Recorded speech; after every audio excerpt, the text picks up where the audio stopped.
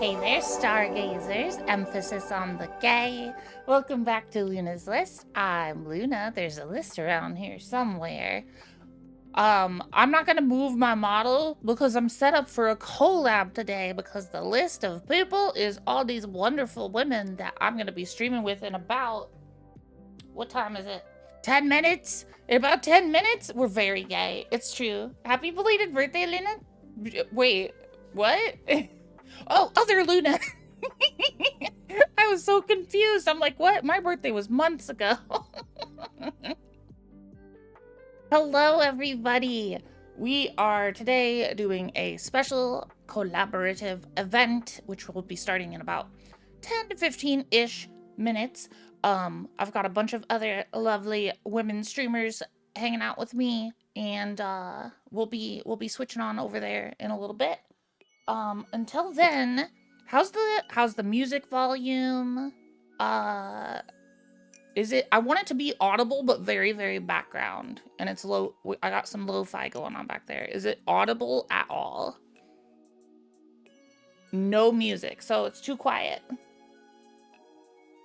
Oh, Heidi says no music, but Lennis can hear it. Exactly as you said. I want it to be just barely audible, so it's not just like absolute silence.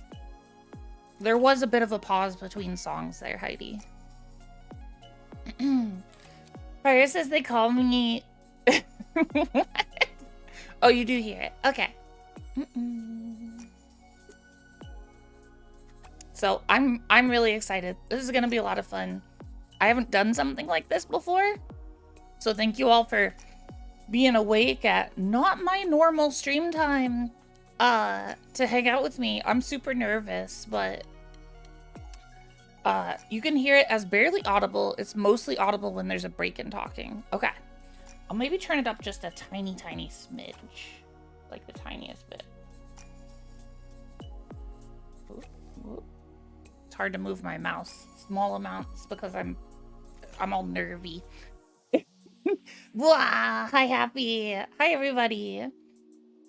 Welcome in. We should try to do Stargazer of the Day real quick.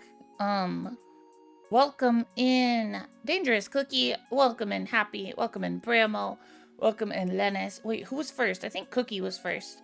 Welcome in Katie. Welcome in Pyro. Welcome in Luna Potter. And happy birthday. Enjoy your second day of birthday shenanigans. And welcome in Heidi. Hi, everybody. Let's get a Stargazer of the Day message going real quick. So, if you are interested in being Stargazer of the Day... Hi, Camille! Hi! Welcome in! How are you today, Camille? I hope you're having a wonderful day. If you're interested in joining, do !join to be Stargazer of the Day. Why is it not showing up? Spinny wheel! There it is. We gotta turn on this spinny wheel. !join. Thank you, Pyro. Good job. Oh, goodness. Wait, did I get a stream together? Like, oh shit, I forgot to do that.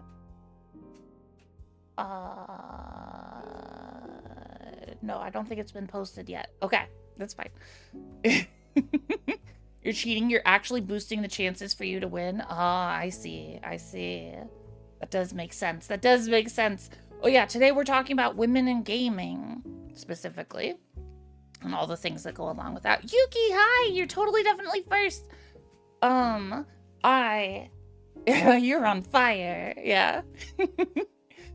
I am going to go ahead and spin the wheel. Yeah, early live stream. It's a special event for the Women's Guild. We're doing a special thing today talking about women in gaming. I have a bunch of collab partners that I'm gonna be with in a few minutes. Like less than 10 minutes. Luna, do you want to turn the fire thing off? No, I think it's fun, and not terribly distracting. And it only happens when I say specific words, so it should be fine.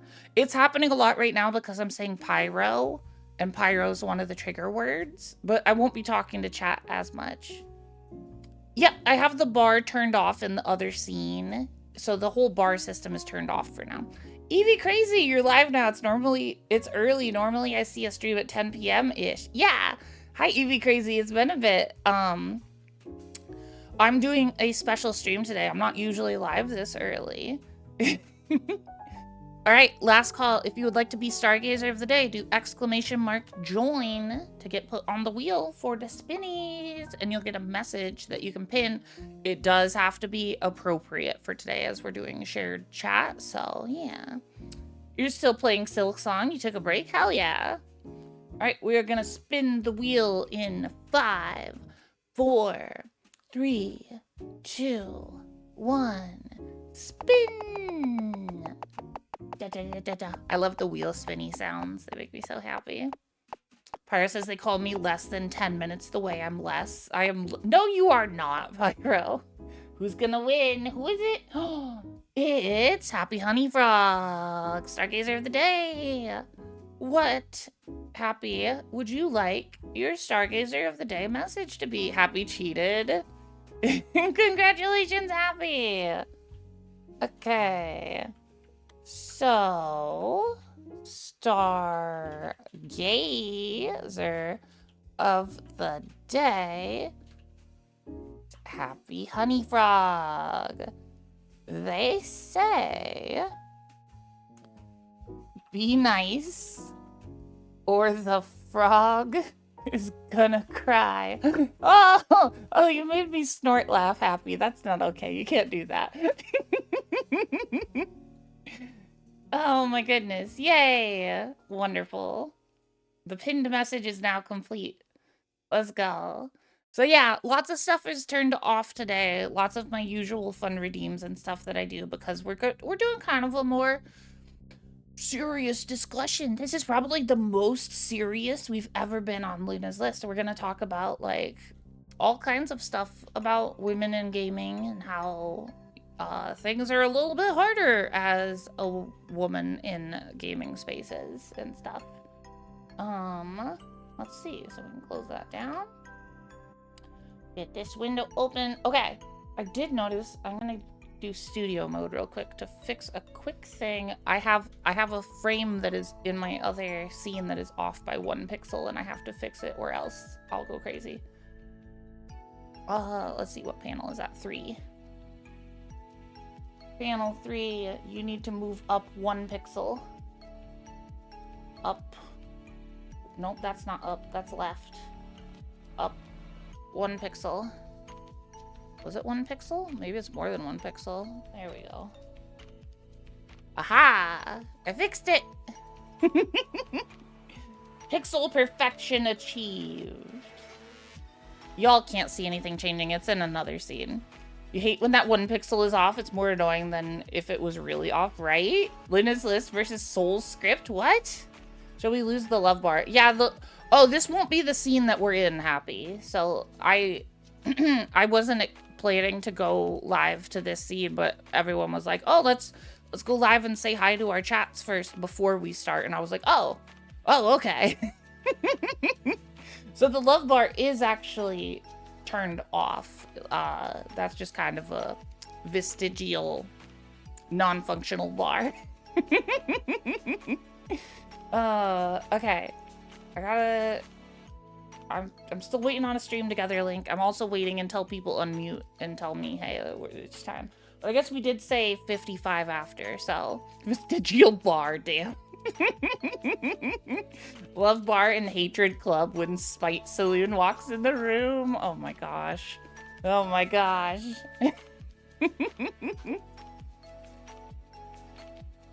Oh, I'm so excited and so nervous. I'm so excited and so nervous. It's gonna be fun. It's gonna be fun. I really love, I've met all of the people I'm streaming with now. We've got, they're all wonderful. We've got Savannah Lowe, Cass Champ, Angelic Tries Short, Cat in Wonderland, and XO Peachy. Let's see, 3 of us are VTubers, including me, and 3 of us are cam streamers. In 30 minutes from now, you'll have an awesome time. I know. I'm excited. Oh my gosh, I have to cough. I'm so glad I have a convenient mute button for coughing. That would be so embarrassing. And it mutes my mic at the source, so I don't have to worry about, oh, did I not mute in the voice chat or whatever. Very, very big-brained of me to have done this. Cookie's making silly jokes. Nice. Camille says Luna is capable as fuck. Aw, thanks. Thank you, Camille. Oh, right. I was supposed to talk with y'all. So that was another reason we were going to go talk to our chats first. One of the... You think cam streamer means something? What? Shit. What's the actual word that doesn't have sus connotations? I thought you could use that word. Non-VTuber.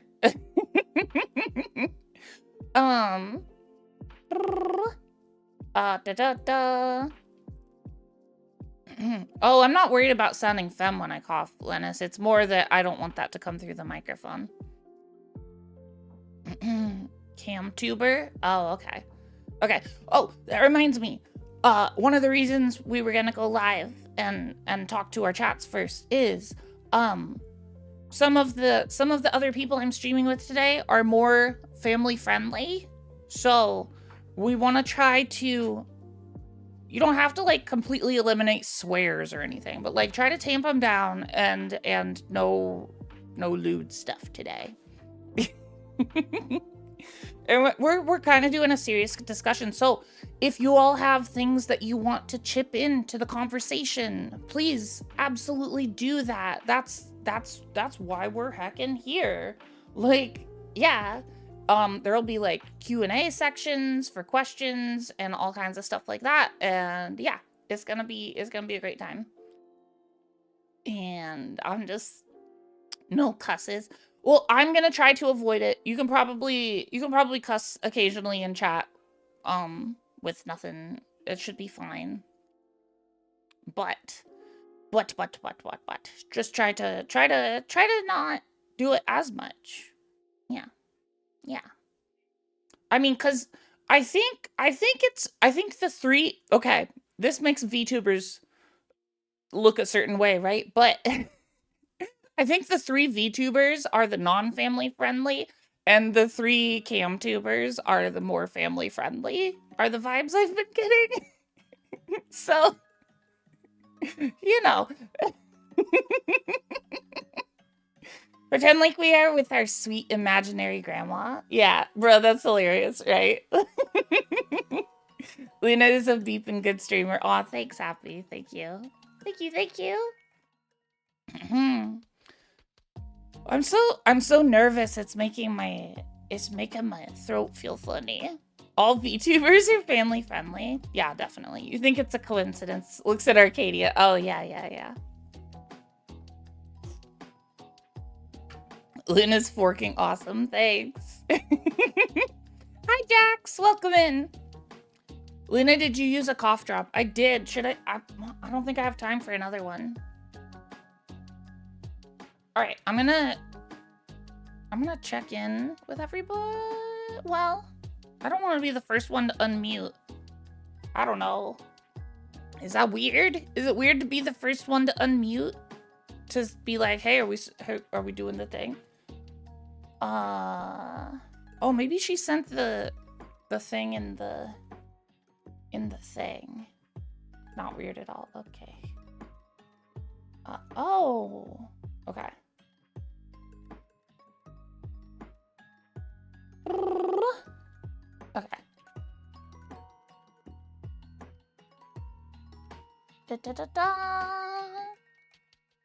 Okay. Okay. You're passing out and catching strays. I'm sorry, Katie.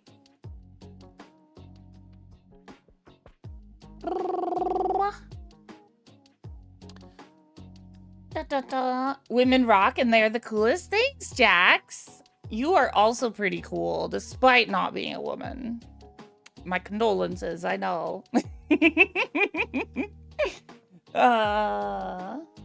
Okay.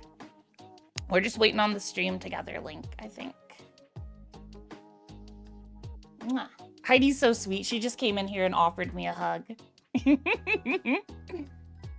Lena says, remember, any perceived flubs that will keep you awake at night are usually just seen as fun and interesting by those who enjoy being around you as they do. Aw, Heidi just came in here and gave me a kiss on the top of my head. Ah! She's so cute. Thank you. Bye.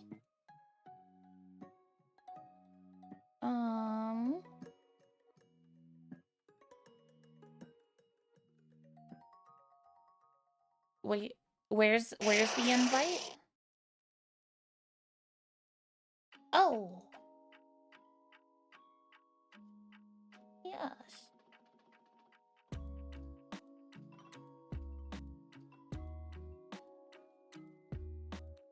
Awesome. Okay.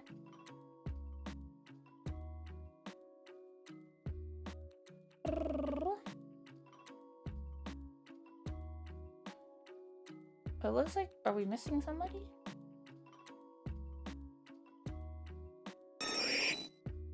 Yeah, we need Peachy. Well, I'm gonna switch scenes, so people, or wait.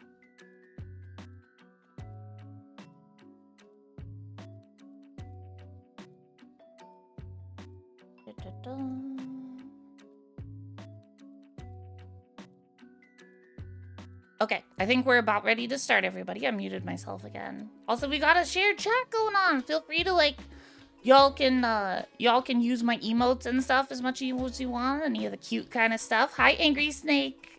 Thank you for the happy birthday. It's not my birthday.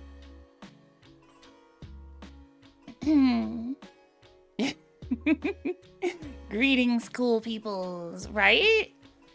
Oh my gosh, so many cool people to hang out with. Hehe. Hehe. Okay.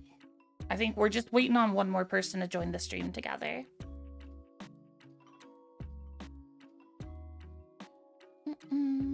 You're rocking back and forth in excitement. Let's go. Ba, ba, ba. Let's see. Aw, Heidi kissed me on the forehead. She's so cute. Whoa, I just noticed a new feature for Stream Together. I don't know if this has always been there, but there's a toggle I can click that says fade out chats from not your community. And that's so heckin' helpful, so I know if it's because there's gonna be a lot more names.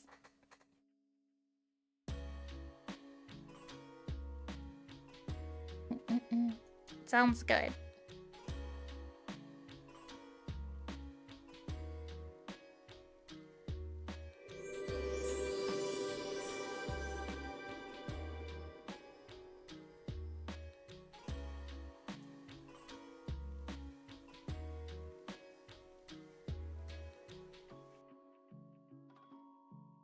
Yeah, I can do that.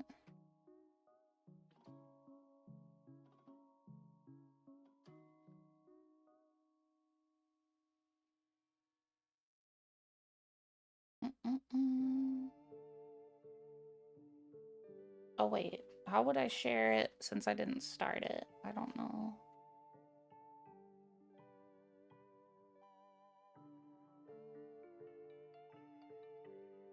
Poisoned, Luna. Oh, Angry Snake, you poisoned me.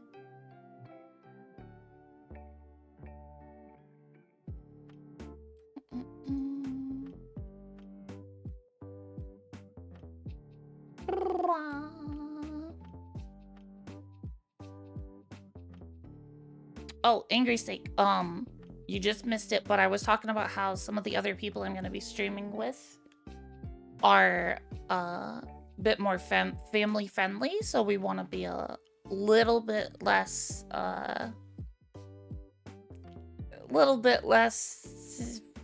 how we usually are. Understandable, yeah.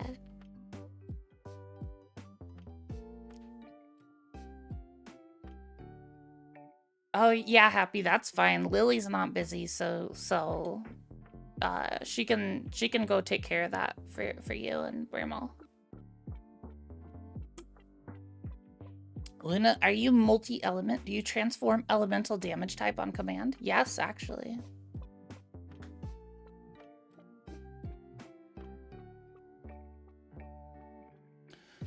Could I get I need the stream together link to send to her. Because you're the host. I don't know if I can invite somebody without the link. Oh, I meant like the copy paste link, because maybe she doesn't have access to that with her streaming setup.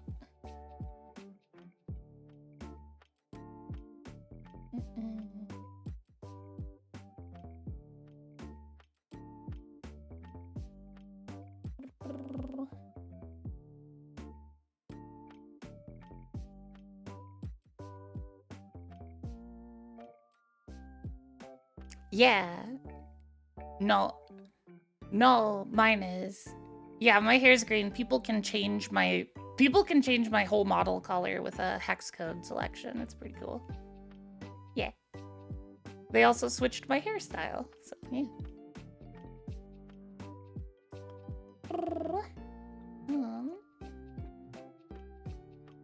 Let's see. Oh, okay. Maybe.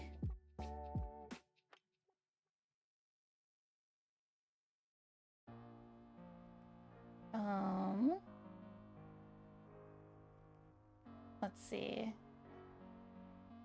Oh, I can try to DM her on Twitch. Maybe she'll get that.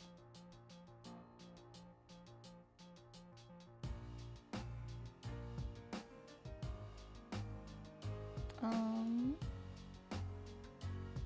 my goodness. Yeah. I'm gonna try to get it to her, because I think she said she didn't want to have Discord open, is the thing, for her computer. No, I'm gonna DM her. Yeah. Yeah.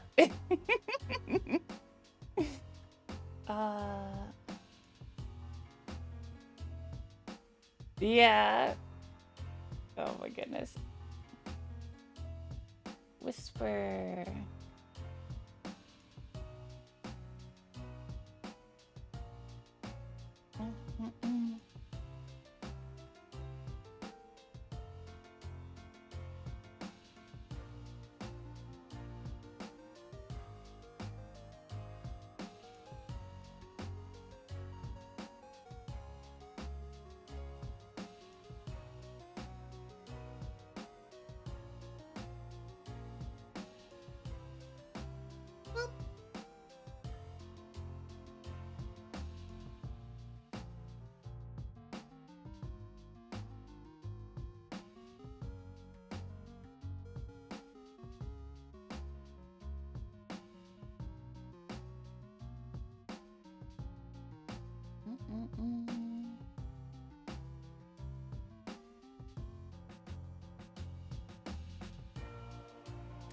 Also, hi everybody. I've muted again. So, y'all were hearing one side of a conversation there.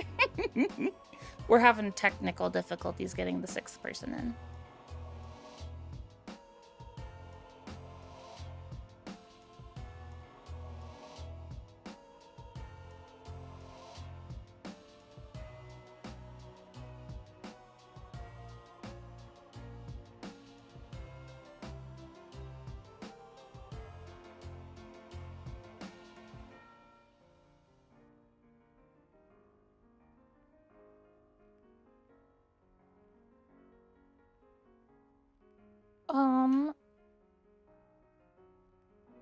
So I whispered her the link and she's saying it didn't show up.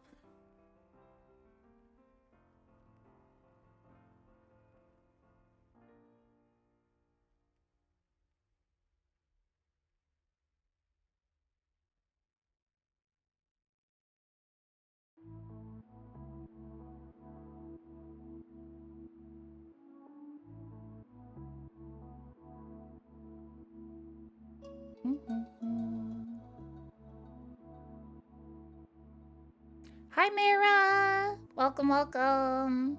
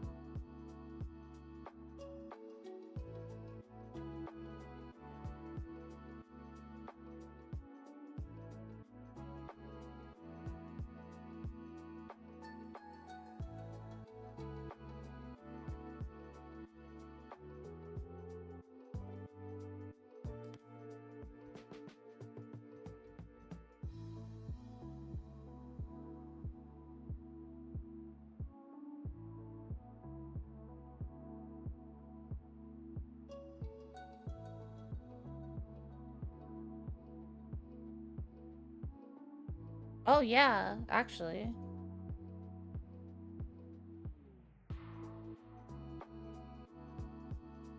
There you go. It's in the video chat. Hopefully that works.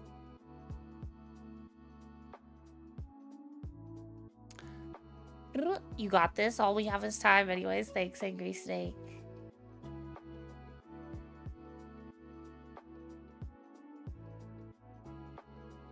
Woo! Looks like it worked. So are we switching to our actual scene now?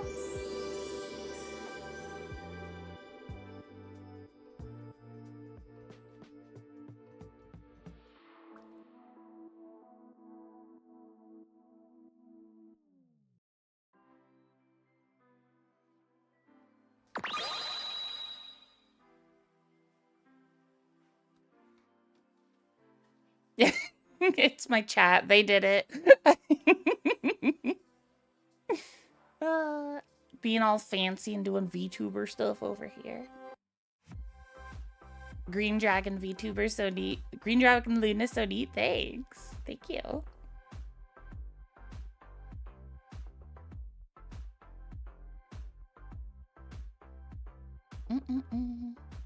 Oh, are we good to switch to the scene to show everybody now? Okay, we'll wait just a second. Okay, we're just checking a couple more things and then we're gonna get started. Happy says, Lena, can we have full power by default today? We need all the love power today. Actually, yeah, I was gonna... I'll do super moon form, actually, because it's cool. Yeah, there we go.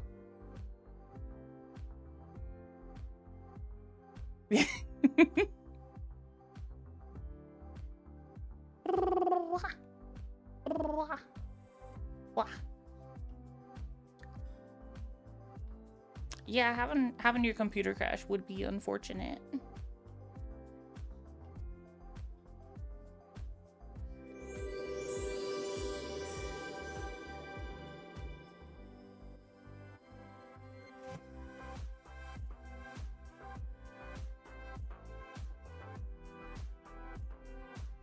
Yeah, I'm ready. All right, I'm ready. Ooh. Hey guys. Hi, everybody. How's everyone doing? Hello, hello. I'm good, I'm good. Okay. Has everybody switched over to their scenes? Are we saying hi to Yeah. We're saying hi Yes. to everybody. Mhm. Hi, everybody's chat. Hi. There's so many lovely people here. Hey. Let's make sure we can hear everybody. I know, everyone's looking amazing. Whoa. Pretty. Okay, sorry, I forgot I was muted in here. There we go. Oh, Okay. yeah. I'm Oh my having a gosh. day. I'm sorry, guys. I'm having a day. Yeah. It's It's okay. this is kind of a lot. This is my first There time we doing something like go. this. Look at that. Can you hear everybody? Yeah, Cass, you're lagging a little bit. Yeah. I just hope I everyone know, can me hear too. everyone. I'm like Hi, everyone. Welcome in. Welcome in. My name is Sav, aka Savannah Lowe. I'm your friendly neighborhood wholesome singing Soulsborne streamer. Thank you so much for joining us all today. We are doing the Women in Power gaming section where Women Skilled is taking over the Just Chatting section. If you've been writing all of the other amazing panels, thank you so much for landing here. We should get started by introducing these amazing creators, and we can start with Kat in Wonderland. If you'll tell us who you are, what you stream and when, just a little bit about yourself. Hello friends, welcome in to everyone on my channel, and hello to everybody here as well. Like Sav said, my name is Kat, or Kat in Wonderland.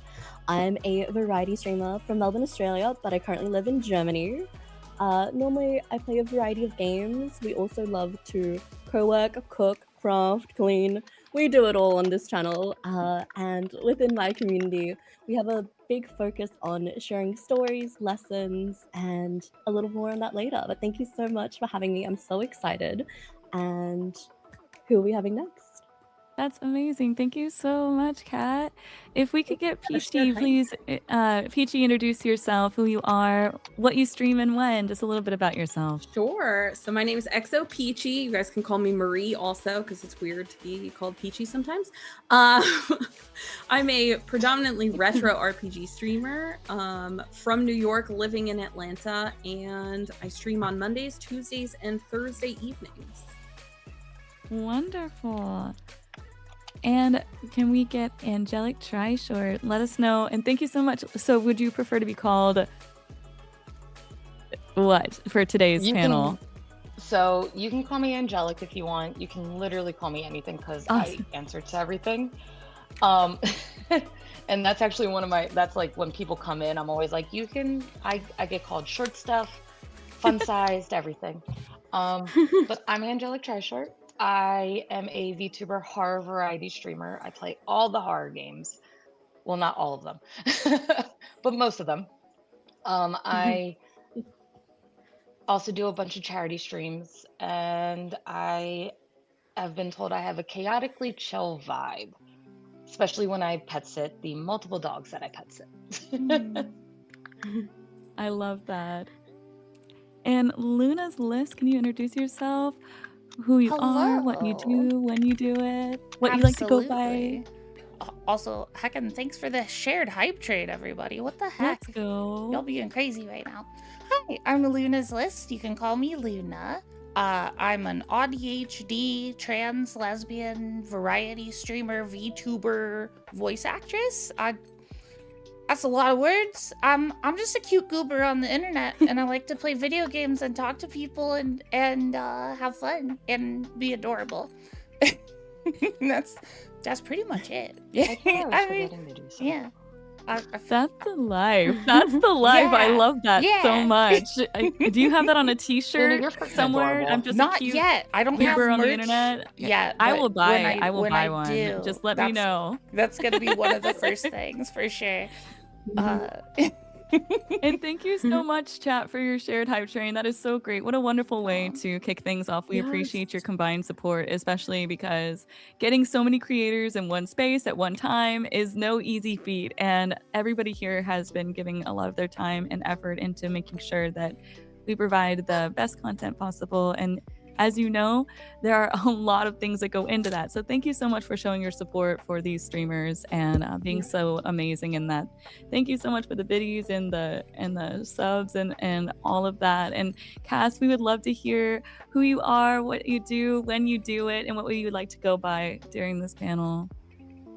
Yes, well, I go by Cash, and I am a French Canadian. My first language is French, and I am in Quebec. Woo, Montreal represent. But I mostly stream cozy games. It's helped me really, really a lot, kind of figure out who I am, and also expressing that inner femininity. Is that the word? I think so. It's been like a pleasure doing that, and it's just so wonderful to be able to be here today and talk about that, also women in gaming. And I don't know, I'm just so excited. And yeah, That's beautiful. I love that. Thank you so much, everybody, for talking to and XO Peachy. I'm so sorry. What would you like for us to refer you to, like by when we're talking Peach, to you Peachy, today? Marie. All fine. Peachy Marie. Okay. Any one of those? Okay. Wonderful. Awesome. And we have Kat, we have Cass, we have Luna, we have Angelic, we have Peachy Marie, and I'm Sav. It's so nice to meet you all. I play Soulsborne games. Mainly, I'm a professional vocalist that found streaming during the pandemic, and it's been such an amazing part. I love being a part of the Women's Guild. I joined the guild at its conception, and then also when they came with mentors, I joined the community building mentorship program. So I love being a part of everything that they have to offer, and meeting new people, uplifting and amplifying marginalized voices on this platform is something I'm very passionate about. And we're really excited to bring all of that to you today. So now that we kind of know who we are, what we're doing, what are we talking about today? We're talking about women in gaming. That means challenges, achievements, and we have so much to say. We love to have your input too. At the end of the segments, we're gonna have a little bit of Q&A, and if you have questions in the chat, please keep those questions, type them in. You can direct them to a moderator. We'll keep them for the end of the segments whenever we are going over everything. We would love to have your input and keep this as an open dialogue as well. But I would like to start by talking about something that we've probably all experienced in different ways at different levels, which is how women are treated in gaming spaces. Not just the obvious stuff, right? We've all seen the social media clips, but the subtle things too, the micro digs. But I'd love this to just be a real conversation, not just service level, because I think that we all feel this, even if we don't always have the language for it. So, Kat, I'd love to start with you. Like, when you think about multiplayer spaces, when you think about gaming spaces, what are some of the most common forms of maybe bias that you've seen or experienced? I think maybe 10 years ago, I feel like the biases were really overt, and as a woman, you could feel like perhaps you weren't as welcomed in the space, or your skill set was denied because you're a girl or you're a woman. But I feel like now, in the year we're in, 2026, the biases are a little bit different. I think it goes along the lines of what kind of games you like to play, perhaps your setup, as well as, I guess, your preferences in the different ways you like to play. So I think it's so great that we have a great mixture of different creators today to talk about all of that. 100%. Being a woman that, like, when you say you're interested in the games and then the immediate assumption is, oh, you must love, like, Animal Crossing. And I'm like, well, yeah, but I play Doom and stuff too, and, like, Bloodborne, and, Mm-hmm. I think it's yeah. I definitely don't play Animal Crossing. I do play cozy games like Bloodborne. Yeah. Cozy games like Bloodborne. Yeah. Hyperfixation mentioned. Yeah, Hold on. Souls games are cozy games to me. Like, that's just how it is. Yeah. It's funny you say that, because I find traditional cozy games to be so aggressive on my senses. Like, inventory management is absolutely not cozy to me. I feel like I'm doing homework. Anything that requires me to have a spreadsheet to track things is not cozy. Please no time management. Please no bedtime in a game. Please. But so it does change from person to person. Like so some people might automatically assume, oh, this person is a woman. This person's going to be interested in this like cozy like Animal Crossing thing. And not to say that there's anything wrong with that, but does that resonate with anybody else? Has anybody experienced that differently, to any kind of bias about for sure anything subtle or maybe outright whenever you're in multiplayer spaces? Anybody playing games on VC or way back in the day? I'm gonna take you back to the days of yore, on Xbox 360 when Gears of War 2 came out. I played Gears of War 2 multiplayer all the time. It was like my entire existence in the gaming space was that game. And the amount of vitriol, shivers, the amount of vitriol that came out of that space is disgusting. I got doxxed through Xbox Live because I was playing that game. And this is like before Twitch. This is well before that. This is like 15 plus years ago. And so it pulled me out before Twitch. It pulled me out of the multiplayer space completely. I don't play multiplayer games ever now, unless it's like a cooperative game, but I do not play multiplayer competitive games anymore. It's same kind of thing for me, but not because I like experienced it, but like I've seen it happen enough that like post transition for me and voice trading, I'm like, I don't want to get on a voice communication and get harassed, basically. I just kind of avoid multiplayer games now because I don't want to go through that, which sucks because, like, I shouldn't have to do that, you know? Yeah, no, you should be able to hop on a space and be yourself and not fear in a way of, 'cause, I mean, gaming is to escape, it's to have fun, and I think it's not fair in a way. I mean, there's a lot of things that aren't fair in the world, but we have the right, to be able to enjoy something with our full chest and not be like judged or anything like that. Like, for example, like, for me, my comfort is in playing cozy games, and for some people that might seem like, not the most interesting thing, which is okay. But that's why it's like beautiful. Like the gaming world, I always say, it's like there's so many facets and different ways. There's so many games basically, and it's amazing that we're able to just connect in that way still, even if we have like our own preferences. And there's definitely, like, again, biases and such still happening these days, but sometimes it's just, you got to do what you want to do, and I mean, we have the right also to be able to do so. So yeah. I'm similar in the same way of where I don't really join in a multiplayer space unless it's co-op, and that's less to do with biases, more to do with my personal preference.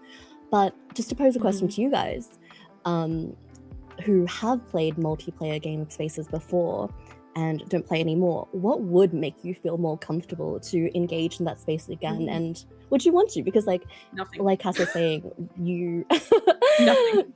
It shouldn't be like a fear or something. What could be something that facilitates you to play again? Or if there was a multiplayer game that came out, like what would entice you to engage into that? I would love to answer this, because I was thinking about this with the newest release of the game Arc Raiders, because everybody was playing Arc Raiders. Everybody on my community was really enjoying it, and I was just so terrified of hopping into that kind of toxic environment. I'm also the kind of person who can't even make a renegade decision in Mass Effect. Don't let my chat fool you. I punched a lady one time, okay? And Wait, if it's and the everybody reporter, knows which one that if it's was. the reporter, you're supposed to. You're supposed to. But I cannot. I cannot. Listen, I can't even like be mean to someone, right? In a video game that's fake. I'm not gonna be like toxic to a real person. I had this idea. I was like, how cool would it be if everybody in the game was assigned a random voice changer? So you had no idea. Like when you were in voice chat, you had no idea what anybody sounded like. That's a great idea. You know what I mean? You can totally erase I like that idea. any of that. You know, you erase any type of how people they could be like, oh, I'm a girl, whatever. Like, or like, no, seriously, I'm a guy. Who cares? You know, like play the game. And it adds a whole new like creative element to that as well. Like you can have a little role play in there if you want to as well. I actually think you would still be able to figure out based on language on how people talk. I don't think so. Because the way you would. Women are just in general more descriptive. But there's always variance though. Like, yes, there in is, general. but it's like, I think it would still be easy to figure out for the most part.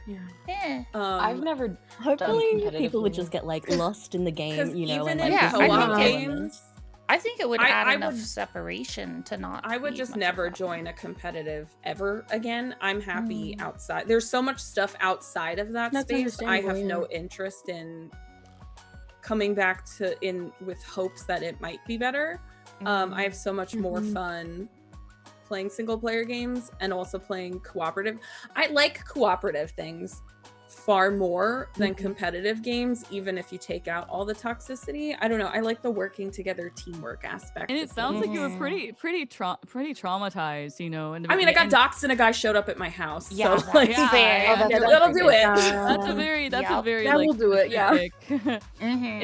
Situation. I mean, you know, you can't blame you know. But has anybody ever like felt a moment that wasn't even something someone said, but it was, you could feel the shift? 1,000%. You have? Could you tell us about that? So, like, okay, I don't have a specific example, but it's like every time, just like anything about either being part of the LGBT community or just being a woman, like it coming up in a game situation with strangers, it's like there's this perceived like change if voice chat occurs sometimes. If it's another woman, usually not, which is amazing and wonderful. But you know, gaming is there's a lot of guys in gaming, and it, I don't know. I feel like you the felt the difference whole, when you were there. yeah, it's the whole culture too. Like it's like that's expected almost. Like people are happy to just do that. Like they think that's normal.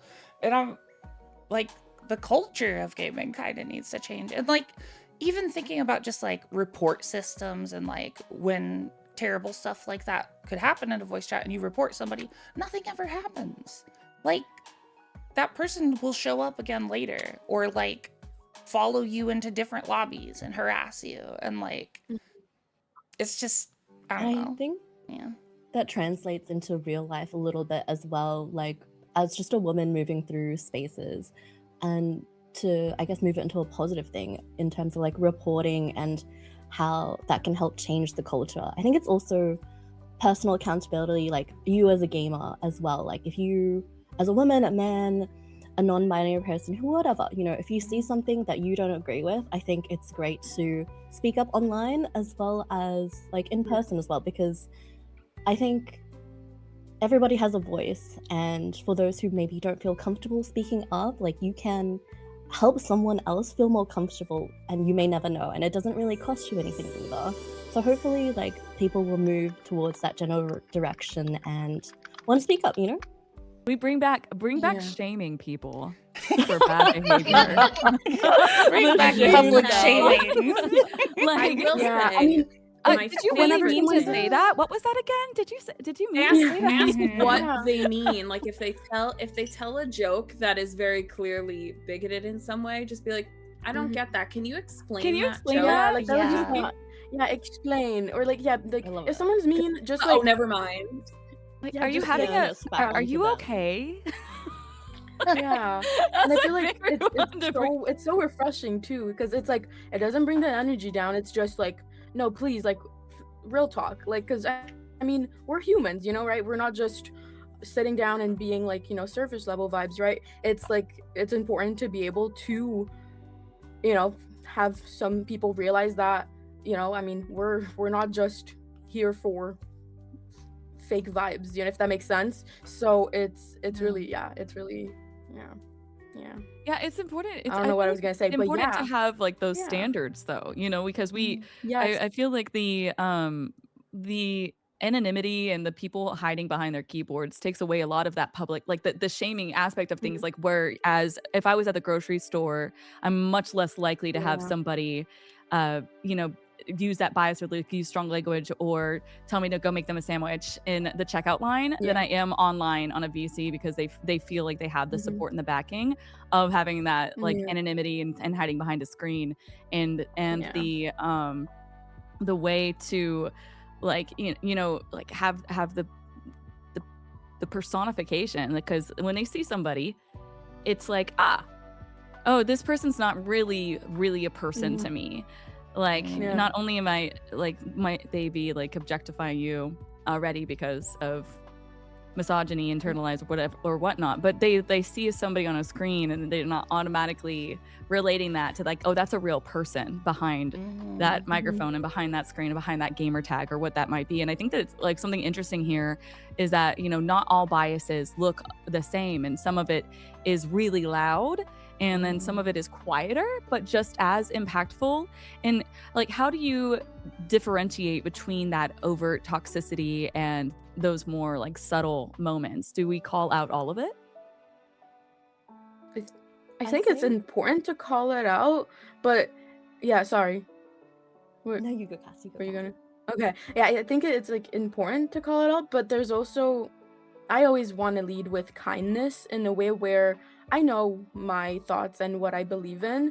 I don't want to convince other people to, want to, stop being toxic or not, because that's like their life, that's their choices, if that makes sense. And so I think for me, I do what feels good, and if they choose to want to continue on being toxic or, don't, like, that's how I like to work in a way. And yeah.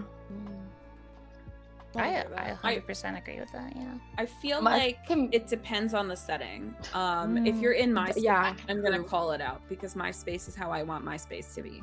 But if I Yes. enter a space that is toxic, and if I pop into a channel and the chat is just off the rails and the streamer doesn't care, that person's written off forever, and I just leave. Like, I'm not gonna sit there trying to police someone else's chat. Yeah. But my own community, this is what's allowed, this is what's not allowed, and if you don't like it, there's the door. Exactly. Yeah. I was actually you gonna can't say, change how other people are, but you can Exactly, yeah. change protect your how you community. react to those. Exactly. I gotta Yeah. protect my people. I gotta Yeah. protect myself. Yeah. And it's all about, like, I feel like it comes down to respect, not only for other people, but also for yourself. I think that's, like, really important to always remember, because, again, we are real people. We're not just, yes, we're a screen for the people who are watching us, but I think sometimes I get lost in the fact that, well, not that I forget to respect myself, but I've really learned to respect myself with having those lines and being able to put boundaries, but also still be able to be myself, if that makes sense. So yeah. I'm glad you Yeah. brought It's a out fine line. boundaries, because they are like they are very different for everybody. It's like I like to I learned from Chelsea Bites taught me the analogy of everybody's stream is like your own house, and you don't take off your shoes in everybody's house. Some people, you walk through their front door and the first thing you do is you take off your shoes. And my rules might be different than your rules, but as long as you're following the rules of that house, and you understand that it doesn't mean that these people, like, this person's boundaries are no better than this person's boundaries. This person might want to have a discussion before an immediate ban. This person might want to just boot them out and be like, nah, this is my community, we don't play like that.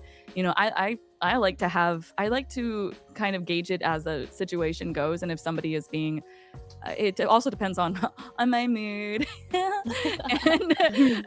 for the most part, I like to educate. I like to say, like, okay, can I use this as a teachable moment? Does this person just not understand that what they're doing could be better? Like, are they having a bad day? Are they taking their behavior out on me? Do I feel do I have the spoons to have this conversation right now? Yeah. Can I use this as a teachable moment? I sometimes I offer a troll a hug. I'm like, do you need a hug, or do you need a place to be? Because you don't have to be like this. Are you lost and lonely? And this is how you're used to getting attention, is through negative feedback, because that's what you're used to. Because some people need a community, but it's not up to us to educate everyone. It's not our responsibility to welcome everybody, but again, like, it depends on the different day. It depends on the different, like, how you're doing, how you're feeling, and what your space, what you want to allow into your space. Because I feel like the subtle biases are harder to call out. I feel like one of those more subtle biases that we see as women in gaming is backseating. I feel like oh my god, like, backseating is My a enemy. subtle bias. I could talk feel about like backseating all day. if you go into women representing streamers chat more often than our male counterparts, it is absolutely way more prevalent. 100%. It's always, and I've been doing a couple first playthroughs. I actually had to stop a Resident Evil 1 playthrough because people kept coming in, and even if it says please don't backseat unless, like, I specifically ask, I'll get backseating or, like, spoilers, and I'm like, No, that's not fun. It's really not. But I did want to say, with the boundaries also, like, having those boundaries is really nice. I never did competitive gaming because, like, on YouTube and everything, I would see the way women are treated, even by fellow women sometimes. And I was like, I can't do that. My anger would not be good. Mhm. It's already not good when people backseat me. I can't do it. Yeah, you gotta protect I your think peace, truly. to play Backseating devil's is an advocate, though, epidemic for me. with I've been backseating. backseated in almost every game I've ever played on stream. Mhm. I play retro games. So the games I'm playing are first playthroughs of games that are 20 plus years old. So a lot of people come in and they're like, this is my favorite childhood game. And then I get nervous because every time a conversation starts out like that, there's an 80% chance they're about to No. spoil the game for me. Oh, that's Peachy, Oh, yeah. I said that exact thing, and then I when I was Time in they your start, chat. and I'm like, I didn't. I didn't cheated backseat playing them. Phasmo. and I'm like, okay, mods, look out for this one. But no, a lot of times it's fine, or they get like a little enthusiastic. So I'll just remind them, like, hey, when I say no backseating, I also have a backseating command that I pin to chat. But when That's I a say good no idea. backseating, it means don't tell me how to play the game. Don't give me hints. Don't say this next part's my favorite. Don't tell me anything. Wait 2 minutes until I do it, and then we can talk about it. Like, do not foreshadow things. Do not ask me if I forgot to pick up XYZ item. Just When in doubt, message a mod. Yeah. Exactly. Yeah. so, like, anytime we start, I'm like, hey, just a reminder, I don't accept any kind of backseating, any kind of like hints. If I need help, I will literally never ask chat because they always end up spoiling anyway. If I need help, I'll go to a spoiler-free walkthrough, which I always have up anyway. Yeah. Yeah, I feel like for me, I've tried, you know, like I've never really been comfortable in starting a game online, like brand new vibes, because I do like to discover it on my own and myself. And that just made me realize, like, I feel like, yeah, that backseating truly like is not fun. And kudos to everyone who, you know, are comfortable in, you know, just experiencing something new, and because you can't really again control if someone's gonna spoil it for you or not. So that's like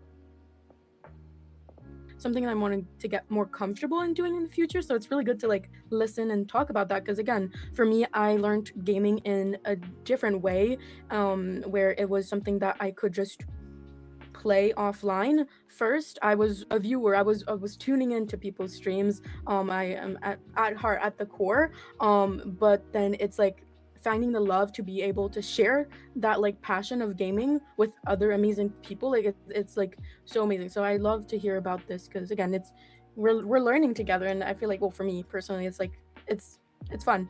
I love it. So Yeah. I think one of my favorite backseating like- moments though is when you've played a game multiple times and then people still try to backseat you and you're like, no, I already know. Because I play a lot of Phasmophobia, and I have people backseat me on that game, and I'm like, I get it, guys, but this is my obsession also. You don't gotta hold my hand that much. My most popular YouTube clip is someone like the comments are always people backseating incorrectly in the comments, and I'm like, I have been playing this game for 25 years. It's my favorite game of all time. You're literally wrong. Shut your mouth. Oh my god, I love it. What were you gonna say?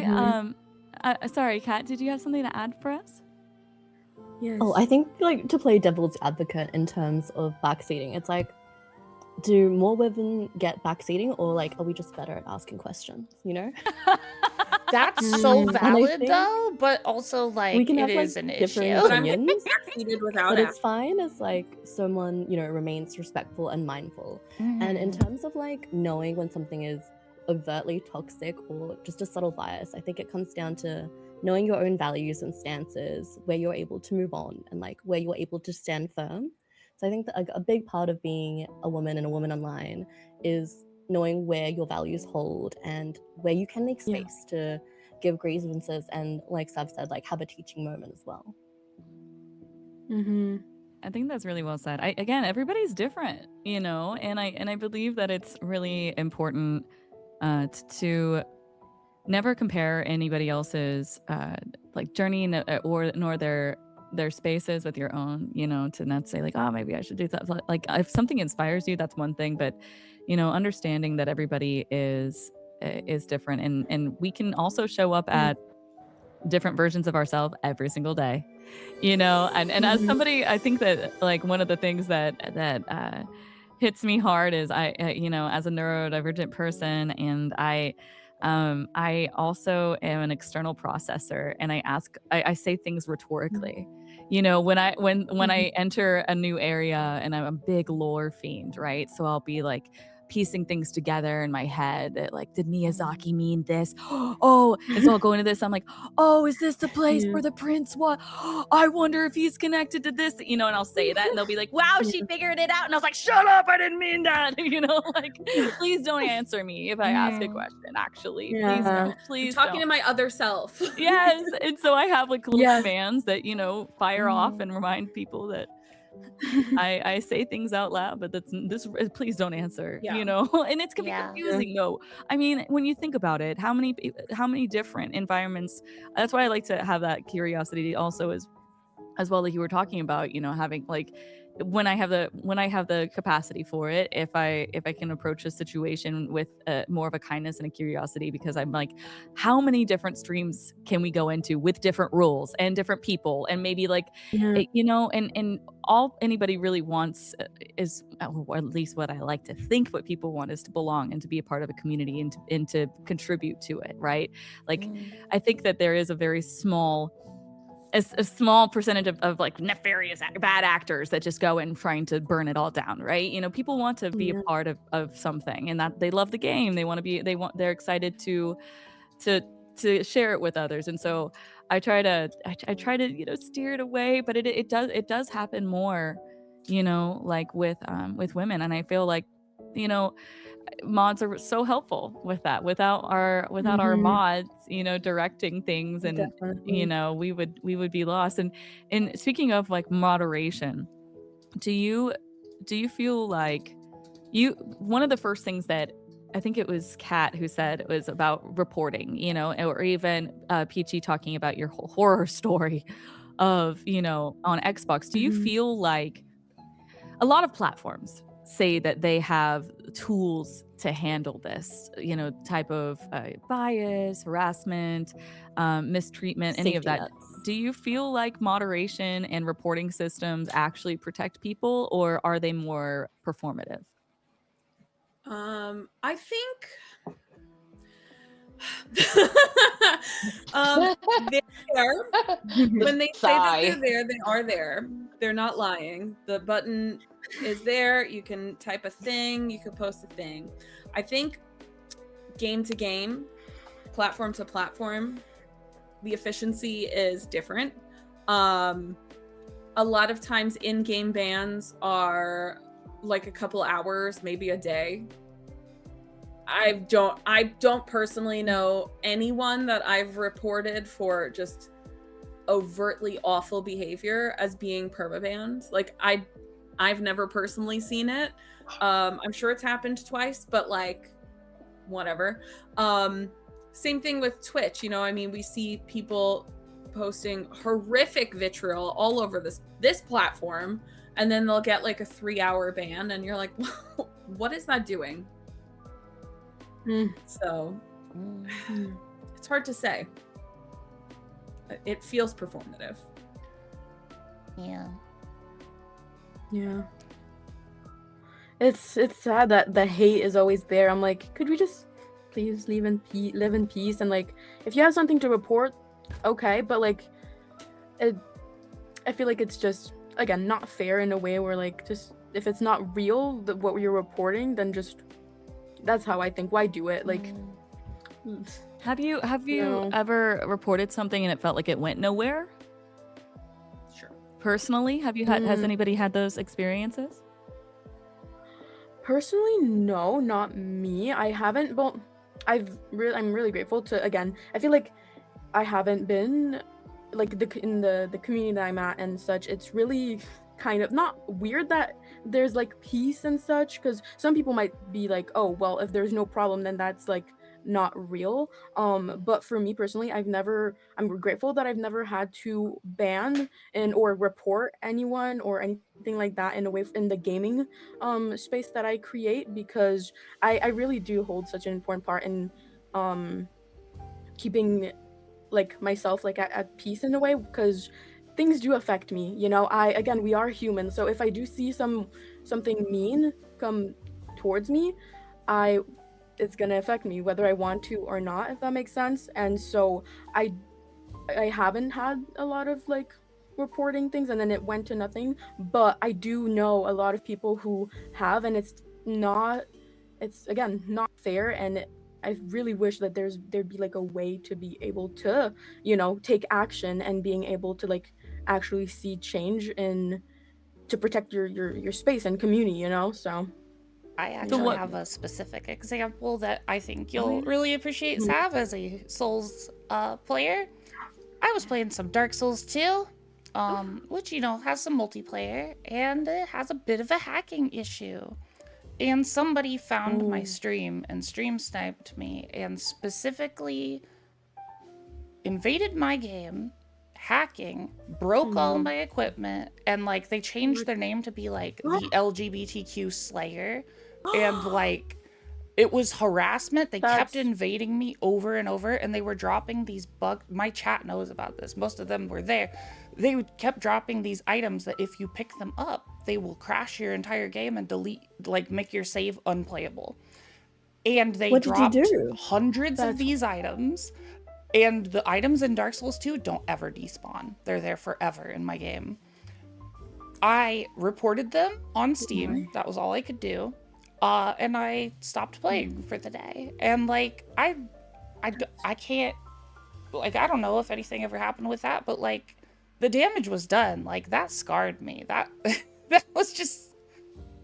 Yeah, I'm so sorry you had to go through that. Again, it's... I'm not really familiar with We the should Dark be able Souls. to... Can you block them? Like, what? Are there any I other blocked steps or them on safety nets Steam. within the game? They can't invade me anymore. They did make an alt account and do it again, so I had to block 2 accounts. So that's So, the other like, thing. The evasion Yeah. ban type thing is not. I mean, Twitch says they have things to prevent ban evasion, and I know for a fact it doesn't work because But, I've like, had what people would- I've banned come back in another channel. What would that even look like? So we're talking game specific, you know, harassment. We're talking platform specific, Xbox, Steam, PlayStation, whatever it may be. We're talking broadcasting specific, like Twitch, right? There are always ways that it seems like people can get out of any accountability or actual like consequences for this type of action. So what would a system that actually works look like? I don't know. I don't know the tech side of it. That's the thing. But like even IP bans, you can get around an IP ban because you just go on a VPN. So like I don't know what it would look like. It's constantly, the problem is tech is constantly evolving. So once we fix one problem, there's another one surfaces. waiting in the wings. Yeah. So it's hard. Like I understand, I can't fully fault the platforms because I understand just how genuinely difficult it is to fix everything. Yeah. Yeah. I feel like yeah, because it wasn't meant to be like, it's more of a it societal wasn't meant to be like problem. a exactly. Yeah. Like people who create games do not have the intention of then having so many people, you know, being like not crazy, but like, you know, being a negative way response. So it's hard to think of how we could be able to prevent certain things because it's out of our control. I think the only thing that we could prevent is how we react. Well, for me personally, and yeah. I think that it's really hard because, like you said about it's like how do we maybe even not talking about the tech side, right? Maybe not getting into the minutia of it. Like what would a system that works and makes you feel protected? What would that even look like? Like just to you, if you could kind of think in your mind about something that would make you feel safe, and as far as reporting moderation is concerned, what would that look like? I think just getting a response, whether that be to like, this has been done to this person, or like, this is what we put in place, we block this person from you. But from what I'm hearing from you guys, because like I said, I'm not part of a multiplayer space a lot of the time. It sounds like you guys report and then you do as much as you can, but that's it. I think if you were able to hear back from every report from another human being, someone who's taken the care to follow up and do something, even if there was nothing we could do, we're so sorry you had this experience. Not a copy paste kind of message, but just some the kind of acknowledgement. interaction to know that you've been heard. And yeah, maybe they build like a case system or something like that within there. I think I'm sure everyone's worked in customer service at one point as well. You know, you're a customer yourself.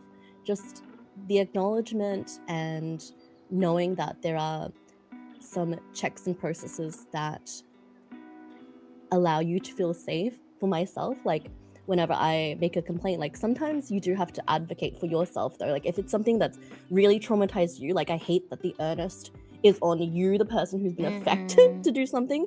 But sometimes I think you have to advocate for yourself really hard and send that follow-up email to the dev or to their customer service team, so then you are able to give yourself that peace of mind. I hope that in future, if we could move to a space where companies, gaming, and everything else outside of that even have larger teams and resources dedicated to that, I think that would make myself feel safe. I don't know about you guys, but I think that would help alleviate I that. agree. Super insightful. And like the lack of feedback is the thing. It's like you send out the report, you never hear anything back, you don't know. It's like in a video game. If a game doesn't have good feedback, it's not going to feel as good. Like when you hit someone in a video game and there's that crunchiness and the sound effects and all that, like that helps you feel like, oh, I'm really doing something actually happened.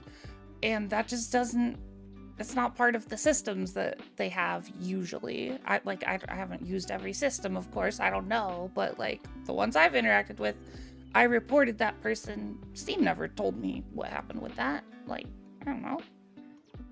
Right, like the transparency, the conversation, I feel. I agree. I feel like just human acknowledgements would make me feel better, because pretty much every system that I've seen personally in terms of reporting has been like, just, you know, you enter it and you get the little pop-up that's like, we received your report. In my mind, there's like a file cabinet, like a digital filing room, and it's just stacks of reports everywhere, and that room just stays locked and put away. Like in my mind, no one's actually looking at it. That's my brain. How did you get a picture of my brain? One of my chatters. Well, I was also gonna. One of my chatters also just gonna said say, something like, really even important. if you give me. Sorry, go ahead. Sorry. Ooh, Arcadia. I was also going to say, even if when you first make that report and you give me that automated message, come back and actually like give me a real message later. Like, yes, some type of acknowledgement. Yeah. And because I get you might not answer right away, but like give me something back later.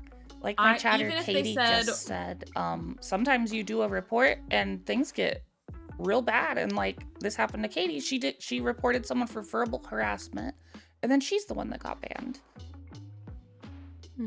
Yeah, that's crazy. Yeah. Uno what? Yeah, that's a random Uno reverse. I have heard of people reporting as a form of harassment though. You know, like they'll like mass report somebody.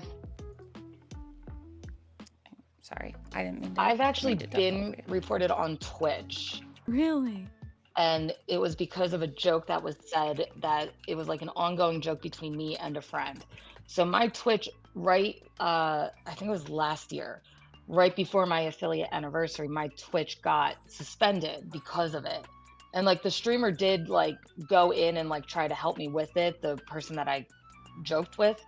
But I was just like, I've had people like come at me. I've had people dox where I work, which is why I don't always bring up that I still work in education, because I've had people dox me to try to get me fired and arrested and working as a teacher. So like, I'm very careful now with everything, but like I've had people fake report me and it's very scary. Fake reports happen. Also threats of fake reports. Like I've had people in chat show up and be like, let's report this girl, like just for being a lesbian. Like somebody was like, oh, you're gay? I'm gonna report you. Cool. That's nice.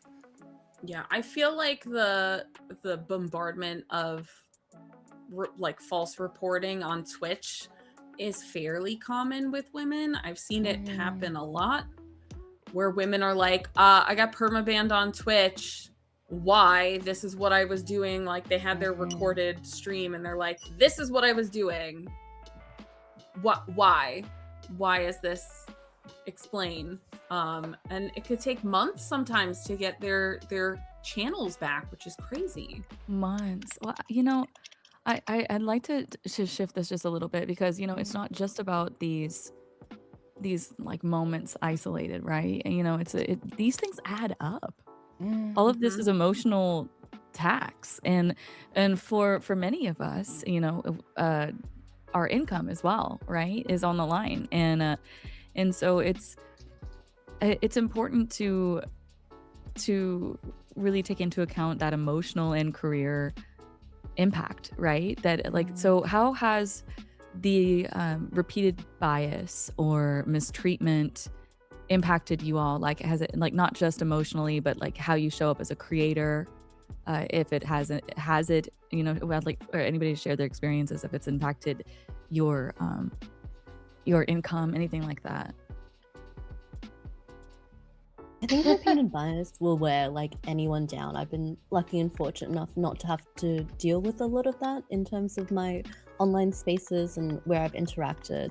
But I think that's why it's so important to share stories like this, the good and the bad, because perhaps somebody listening, you know, has done something a little bit hurtful, or maybe not even hurtful, just a little bit harsh. And if you hear it once, you hear it twice, it's whatever, you can kind of brush it off. But as somebody who has a presence online, 1, 2, 3, 1,000, it does wear down on you. And I think it does dull the joy you bring to the game or to the spaces that you're in as well. But like I said, I've been lucky enough not to have those experiences, and I'm so thankful that you guys have.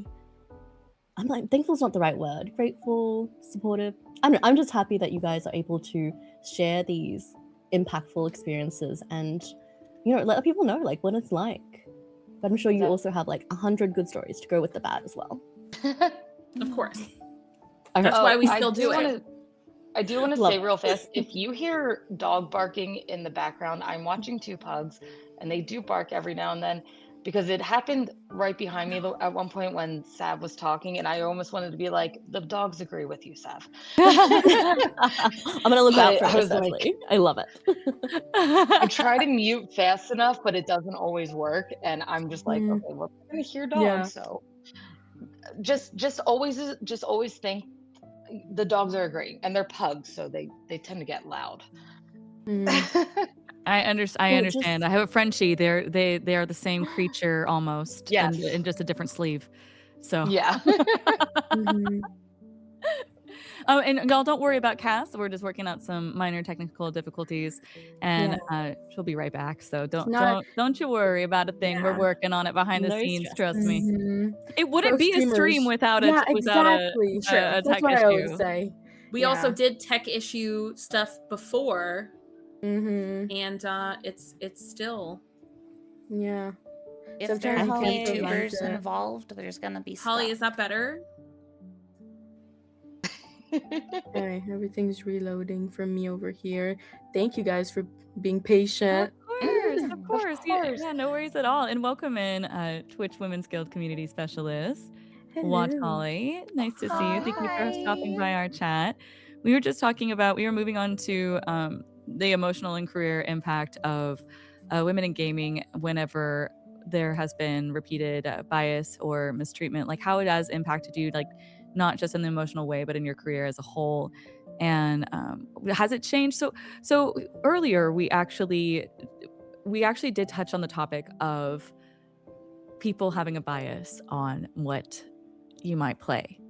Has bias ever changed? Like made you change how you speak or what you play or how visible you are? Yes. Definitely not how I speak. Hasn't changed how I speak at all. It's changed. So certain biases hasn't changed how I speak, because I'm not cursing a lot now, but I do curse like a sailor. especially outside of Same. like my 9 to 5, 8 to 3 job. But sometimes it doesn't always change like how I speak, but it has like kind of changed. If I like look at one of the games and like there's a bias or something, there are times that I'm like, maybe I won't play that. Mm-hmm. I think I've had like biases more towards myself rather than from biases others have put onto me. Like a lot of the time I think of myself as like I game, but I'm not a gamer. And coming into these online spaces, it's been really encouraging and nice to hear friends be like, no, as long as you game, if you want to call yourself a gamer, you can. I think because I do games so casually and it's not something that's always been interwoven into my life, it's something quite new for myself. It's hard to think of myself in that way. So it's like the opposite effect, really. Yeah, I've also had, it's never people that are regularly in my community. It's always like a first time chatter that'll be like, finally a woman playing real games. And I'm like, whoa. If a woman wants to sit and play Candy Crush and that's the only game she wants to play, surprise, she's a freaking gamer. That's it. Exactly. I don't care. You play a game, you're a gamer. I don't care what game it is. So like I've had people come in to try and like praise me by putting other people. I'm like, I don't care what you play. Also, Candy Crush rocks, and that game's really hard. So The praising you, you're not like the other girls. Oh, like that kind yeah, of- you're not like other girls. I'm like, You don't actually, think I'm identical. magical and wonderful and ethereal and powerful and what? Right? What? Like, I'm actually I've actually identical to raged women. at Candy Crush. I've rage quit It's on Candy hard. Crush a couple times. Just saying. That game's hard. That's the same thing when people are like, oh, you're playing Stardew and you're a girl. I'm like, have you played Stardew? It's like mind-blowingly difficult if you actually want to be successful. Like you have to manage inventory. You have to have a specific timeline for when you plant things. Cliff is gonna harass you. There's just everything. There's just weird stuff all the time. And I'm like, you look at these games as cozy, but if you actually sat and play them, you would realize they have their own challenges. Just because you're not, I was gonna say actually just because you're not hacking people with a sword, but you can do that also. There's the caverns are readily available to slay the crap out of you in those later levels. But like, just because a game is not targeted towards this one particular man doesn't mean like a woman's not a gamer because she wants to play it. Right. When we were talking about cozy games versus Yeah. non-cozy games earlier, we brought up if like people are very different. For me, like I find Bloodborne very cozy. I know this game. I understand this. I know the story. I love the setting and the atmosphere. The music is I know so what I good. need to do. The music is beautiful. Stardew stresses me Same. out. I you're love telling Stardew. me It's this like ADHD brain that I'm supposed to have like be on time for things and remember people's like favorite flower, and I don't know what's your name again. Remembering and then, like, their a birthdays. bedtime and their birthdays, and if I don't, and I'm already, like, the tism keeps me awkward enough. I don't need to have social interactions at flower dances and then be rejected. Like, but that again, that's like, that is a bias thing, right? That's something that gets involved and it is really not okay to put other people down to try to It doesn't uplift me. others, It doesn't make yeah. me feel good. Yeah, you can't say like, oh well, wow, you're playing a video game. Like that doesn't make Yeah. anybody who's in this for everyone else. Like that, like I'm glad that resonated with some of y'all. But I feel like it is important to one of the things that I really love about the guilds is the ability to create those spaces where we don't mind being as visible or describing your likes and the things that you're into. You can say like, hey, simmers, like, is it a simmer? Like Simmers unite. yeah, you're like simmers unite, like, yeah, Give me the and thumb up. you I can miss you The can Sims talk now. up and be more visible in those spaces that you might be afraid, but like And I feel not like the pendulum has like swung back into the opposite direction where like it's really fun and motivating, encouraging to embrace those more like femme or like super girly sides. I know like throughout girlhood, a lot of us will deviate away from that because maybe you got make fun of that or everything like that. But I feel like now it's so fun to be girly and feminine into all the things you loved when you were 8, you know? And it's just so like That's my you just whole know there's a life spectrum that of you people now. Like everything was black, now everything give me all the pink, right? Like I hated and if pink not, and the rest dresses is when for I you. was a kid. Hated dresses, Still hated pink. not a Pink's fan my of pink. favorite color. I'm sitting in a room that's completely pink. Oh, there's have I'm you a heard blue about the girly. theory about that? Oh, well, my dad is very bigoted and hates women. So Well- he used to tell me it's too bad I'm a Jesus girl. Christ. Yeah, I like Dang. hated What's the being a theory? girl for a very long time. Thank you for Um, sharing that. I don't like. I feel like that's so like it's a universal experience of when people were taught to hate these things, like, oh well, pink is girly and frilly and weak, and to associate, they're like, throw like a girl, and they're like, you know, and at some point yeah. along, you know, being raised, you start to resent those types of things that are more associated with the feminine. But then whenever you become an adult and you're like, hey, whoa, wait a minute, this is actually super awesome, and then like you can go through your soft girl like era and discover those parts of yourself, and I do feel like there is more available, especially whenever you create these specific spaces for marginalized voices on platforms such as these, that are so large, right? It does give one more freedom to explore their identity and to feel empowered, like you were talking about, Kat, you know, too, about being like, okay, well, I'm exploring these things, you know, like now, like I really used to love horses, and now I can love horses again, you know? Yeah, But put on that Barbie horse ranch game. yeah, Barbie race you know, and put on ride. I exactly. get Yeah. looked at. There's one of the teachers at the school I work at. She has a bearded dragon, and the girls in the school get so confused when I carry the bearded dragon around. They're like, "Aren't you scared of it?" I'm like, "No, she doesn't bite. No." Okaido forever be streams afraid of. in Cat in Wonderland's chat has a good question about VTubers specifically. Uh-oh. Do you face things that are unique as a VTuber? I actually think VTubing is kind of popular because of what we're talking about, which is the fact that there's a desire to be anonymous because of how much hate and like targeted attacks can happen. Like having your face out there makes it easier for you to find, which is scary. And like, I mean, there is sometimes specific to VTubing stuff, like getting trolls that are like, hey, you should show your face, I bet you're ugly, and like that. You first. But I bet there are Right. people also like, oh, please show your face. Like, I bet you're beautiful, Oh, right? Sam, I'm Yeah. using that from now on. You There's always, first. like, Yeah. So I have a very interesting situation though, because I come from the cosplay universe. My face is very it's very searchable. Like you can find what I look like. It's out there. I started VTubing last year because of harassment on Twitch. People were clipping my stream because I have ADHD and I'm very fidgety. People were clipping my streams and naming it like boop bounce, bouncy bouncy, and like weird stuff.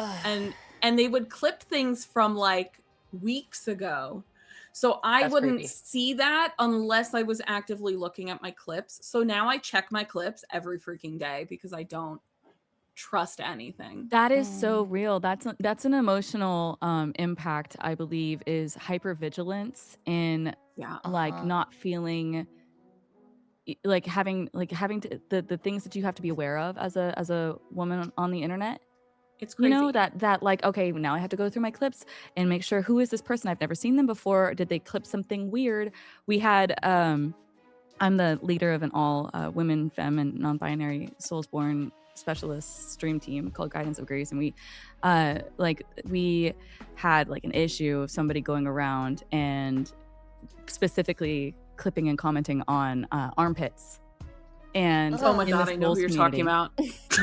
Yeah, and literally would also use AI generated imagery to change people into like stuff without sleeves, and it is a real thing that women have to deal with, and that we shouldn't, and you have to like amp up every time your brain, especially whenever you think a little bit differently, right?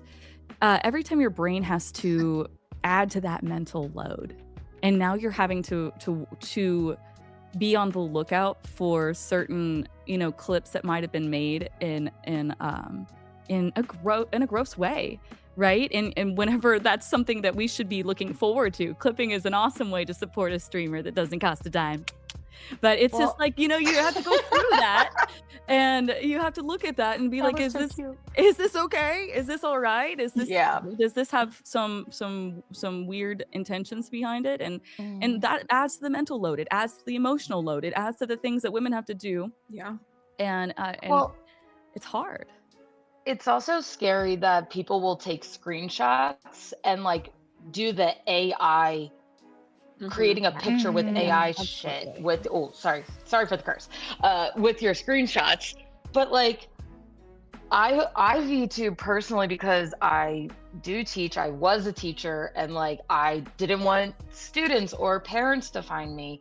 I didn't want anybody to like say, oh, you're a teacher, and then like try to find my school or like anything like that. But like also I have always, since very young, I have always been like told I'm not pretty enough, I'm too big, I'm too this, I'm too that. So like putting my face out there was always something that I was like absolutely terrified about, because it's even worse when it's people behind on the internet behind a screen name or username or something. Cass is back. Welcome back. Welcome Cass. back. Hey, Welcome, Cass, back. guys, this is why you don't give up, okay? We're here. We're back. We're being- And still we persist. It's actually doing a lot better, Cass. We've got Yeah, we've it's got a lot much of cleaner. improvement. It's much cleaner. Can we get some hype in the chat for Cass, who is worked through things on the fly in a Hyped it collab? up. It's a lot of pressure, and I hope that you know that there isn't any pressure from us. Like, you're doing fantastic, and that's a lot of work. So hype in the chat. No, I actually thank you Look, so much. Prime I felt like example calm, of which girl is- power. I really got to make a hype command. Yes. Yeah. I feel like, you know, like I was gonna say, I felt calm, which is weird, because usually, well, I mean, obviously I was a little bit like, ugh, but I feel like, yeah, it's the support and the energy really is like amazing to see and feel. Thank you, Keith. Oh, let me mute my things over here. Okay, still setting up, but we're sounding and looking good, right? Yeah. Yeah. Okay. Looks great. Oh, you have an Animal Ooh. Crossing pillow. Oh my god, I want it. Sorry. I do. Isabel and Tom. Mhm, I'm that so was sorry. true. That was so random of me. That was so cute. No, seriously, though, thank you so much for saying, hey, thanks for having this discussion. We do want to, of course, shout out to the Women's Guild for putting this together. I think there was like over 160 creators talking today, putting over the just chatting category for Women in Power. And thank you for the opportunity to use our platform for things that matter and having important conversations. And of course, you know, everyone involved in this discussion is so important because they've taken their time and energy out of their day to make this possible, and also are sharing their vulnerability, which is, I believe, like it's a very strong thing to do, is to have that type of transparency over the things that we encounter, because as streamers, as content creators, as entertainers, it can be really difficult to have the discussions around these topics, because you don't want to come off as complaining, right? You don't want to come off as like, oh, my life. So because this is a privileged position to be in, to be able to make content, right? Like, we know that this, having a voice, having a platform, being able to play video games for a living, you know, whatever it might be, you know, we don't want to come off as ungrateful for that in a way. So it's hard to bring up these really important discussions, because there is a lot of that we go through that's specific to us. And having these, bringing us together, having this platform having these discussions are so important. So thank you so much and everybody in chat that's joining us, especially outside of the stream times that we normally I was just talking about the sun is up, but Yeah. I feel like these communities are really important, and y'all coming together for your creators is a really beautiful thing to see and having these discussions and adding to that. And I feel like it is important to have that great community, to have that community that will protect you. And Yes. while you're protecting yourself, your community is also protecting you.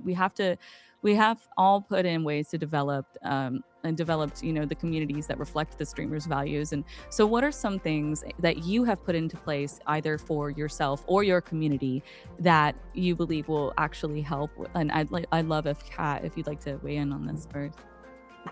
I think, echoing what I said before, I think it's really, sometimes you have to sit down with yourself and to know your values and stuff. For myself, as a personal anecdote, I started streaming in 2020, like a lot of people, just looking for something to do, looking for friends to play games with, because offline, none of my friends play games. I was like, oh, I do like to play, but I want to play with people. And first starting out, obviously, it was a hobby, and you have your own boundaries and rules and such, but it's such a different space, and the internet is such a different place 5 years ago, 10 years ago, a year ago. And something that I found is really good for myself as well as for my community is to know my values. Sometimes when something is a little bit more subtle or feels a bit icky, instead of reacting right away, maybe I'll make a note of it down. I always have a notepad next to me when I'm streaming, so I can just make notes of ideas. Again, that ADHD brain. I'm like, what's going on? Well, are we gonna check this off or not?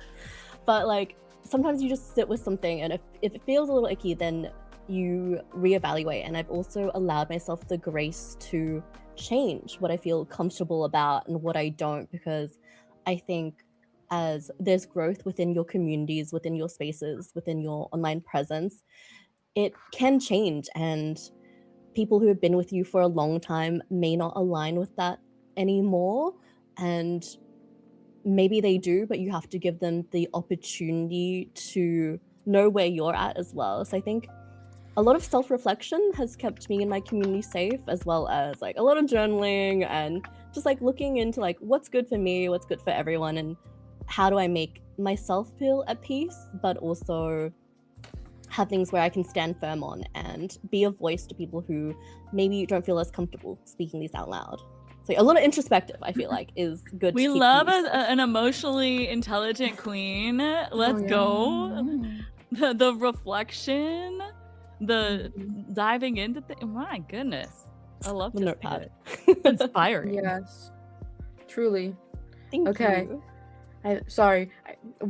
Yes, it's inspiring, and I feel like it's also it helps, again, well, I mean, inspiring is, it helps me keep going, seeing a lot of amazing and talented and, I don't know, also unique people who aren't afraid of being themselves on Twitch. I mean, you don't see that. I mean, I feel like for me online, I used to always see copy and paste, and I think discovering Twitch and being able to see that it's okay to be yourself is so refreshing and beautiful.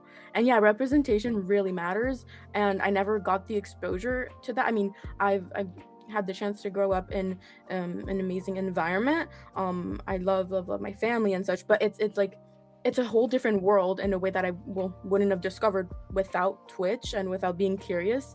And I don't know, it's really beautiful to see representation. So learning from others and Yes. taking what you like and then also rejecting, maybe that's not for me. Definitely. I love that you mentioned, that your boundaries change to Kat. You said that sometimes I can look at myself and say something that sat with me before maybe doesn't feel so good now. And it is, you have the freedom to change 100% at any time. If you were comfortable with something before and you're not comfortable with it anymore, you are 100,000 million bajillion% within your rights to communicate that. And I believe that it's really important to adding on to what you said, Kat, about your values. I do believe that it's really important to write them down. I think that actually physically writing down what you're comfortable with, what your boundaries and your values are, what you want people to take away from your stream. So that's something I've done personally with my community. Is I know that people aren't going to always remember what I've said or what I've done in stream. I know that I don't remember what I had for breakfast this morning, but people do remember how you made them feel. And, whenever I want to foster an environment of belonging and of being heard and listened to and seen. And in order to do that, I have to acknowledge myself and I have to see myself. I can't, be a hypocrite over here. I have to first acknowledge my own, the way that interactions and either online, in gaming, in the community, whatever it might be, make me feel. And then I write down, what my specific boundaries are, what lines I'm willing to cross, and what the conditions are for that, and then what my core values are, and then using that as like the pillar of the stream is really helpful. What are some other things that you all have put into place for your community that help create the space that you would like to see as far as tone and energy and protecting yourself? I think if you are, I agree, you need to figure out what your boundaries are, what you're comfortable with. Once you have that, I think once you vocalize that and you enforce it. So that's the other thing. A lot of people are like, well, this is what I'm comfortable with, but you have to enforce that in your space. Once you are open about those things, and by enforcing, I'm not saying you have to yell at people if they're, crossing a boundary, but like keep open communication about it. I think that's how you foster community that reflects your own core values. So now I have, like we were talking about backseating before, I'm very, very aggressively against backseating. And when new people come in and backseat, someone in chat, before I even say anything, someone else in chat will be like, there's no backseating, or they'll be like, taps the pinned post and be like, just a reminder. And I'm like, it's funny, like when someone who's not even a moderator does it, where I'm like, so like my community knows, like, don't do that. So for anything, if you are open and in communication about like what is okay and what's not okay in your space, one, you're going to bring community over that aligns with that, and two, they're also going to be the kinds of people that will help to foster those values as well.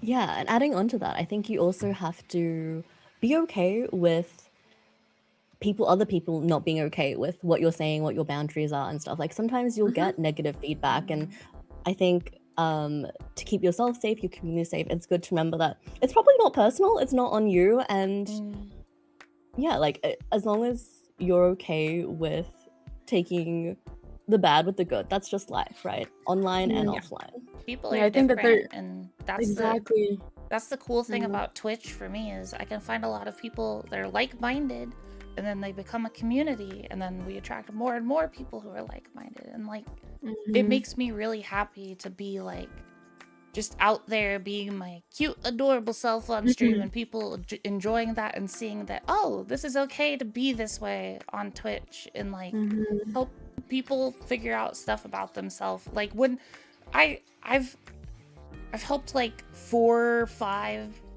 maybe 6 people figure out they were trans, and that's just like, I wish I'd had that when I was younger, because like that's such a fulfilling thing. Like it feels like I'm making the world a better place, at least for a few small people.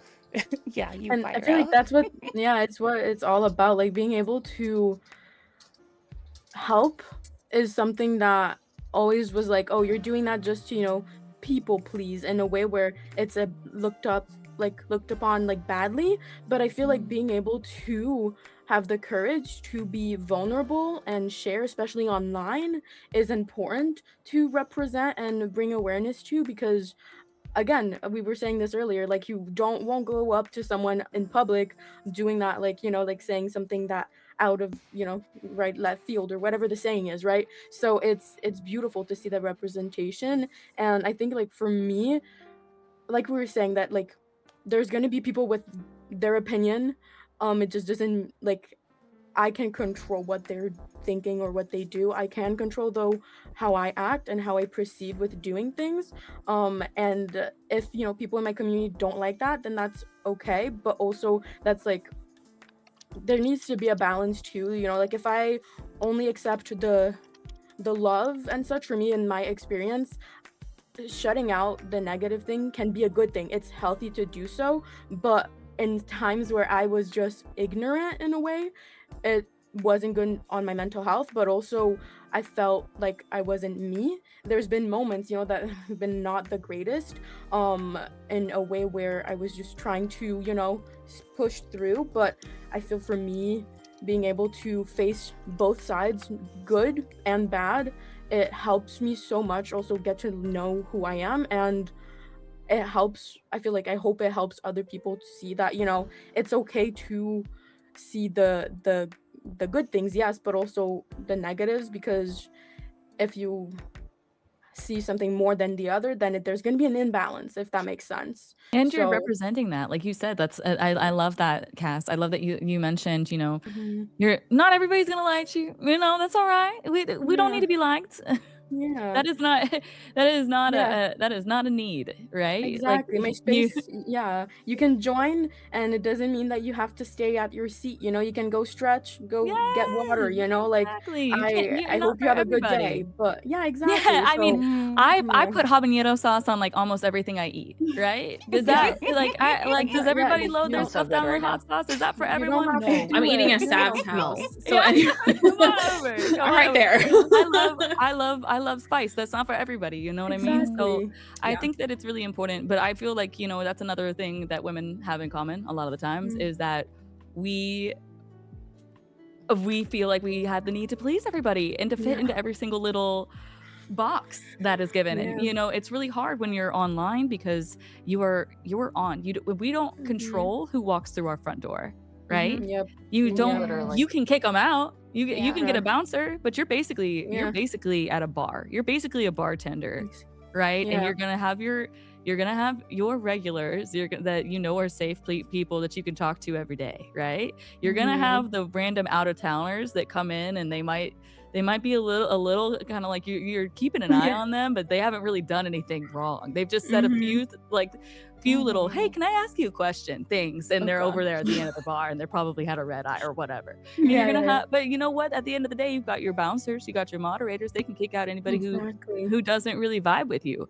And even though we have that fear whenever you can't control who comes in, you do get to control who goes out. And I feel like having those boundaries, knowing what you're comfortable with, writing those down, like those are all such great things to say, especially in protecting yourself in this space is really, really important. Before we move on, to not only how people are treated, but how they're seen. I would love to know what from each person, we can go around. Maybe we can learn about discussing, because Cass brought up such a wonderful point about, people see what we do. They see how we react to things. They see how we're treated.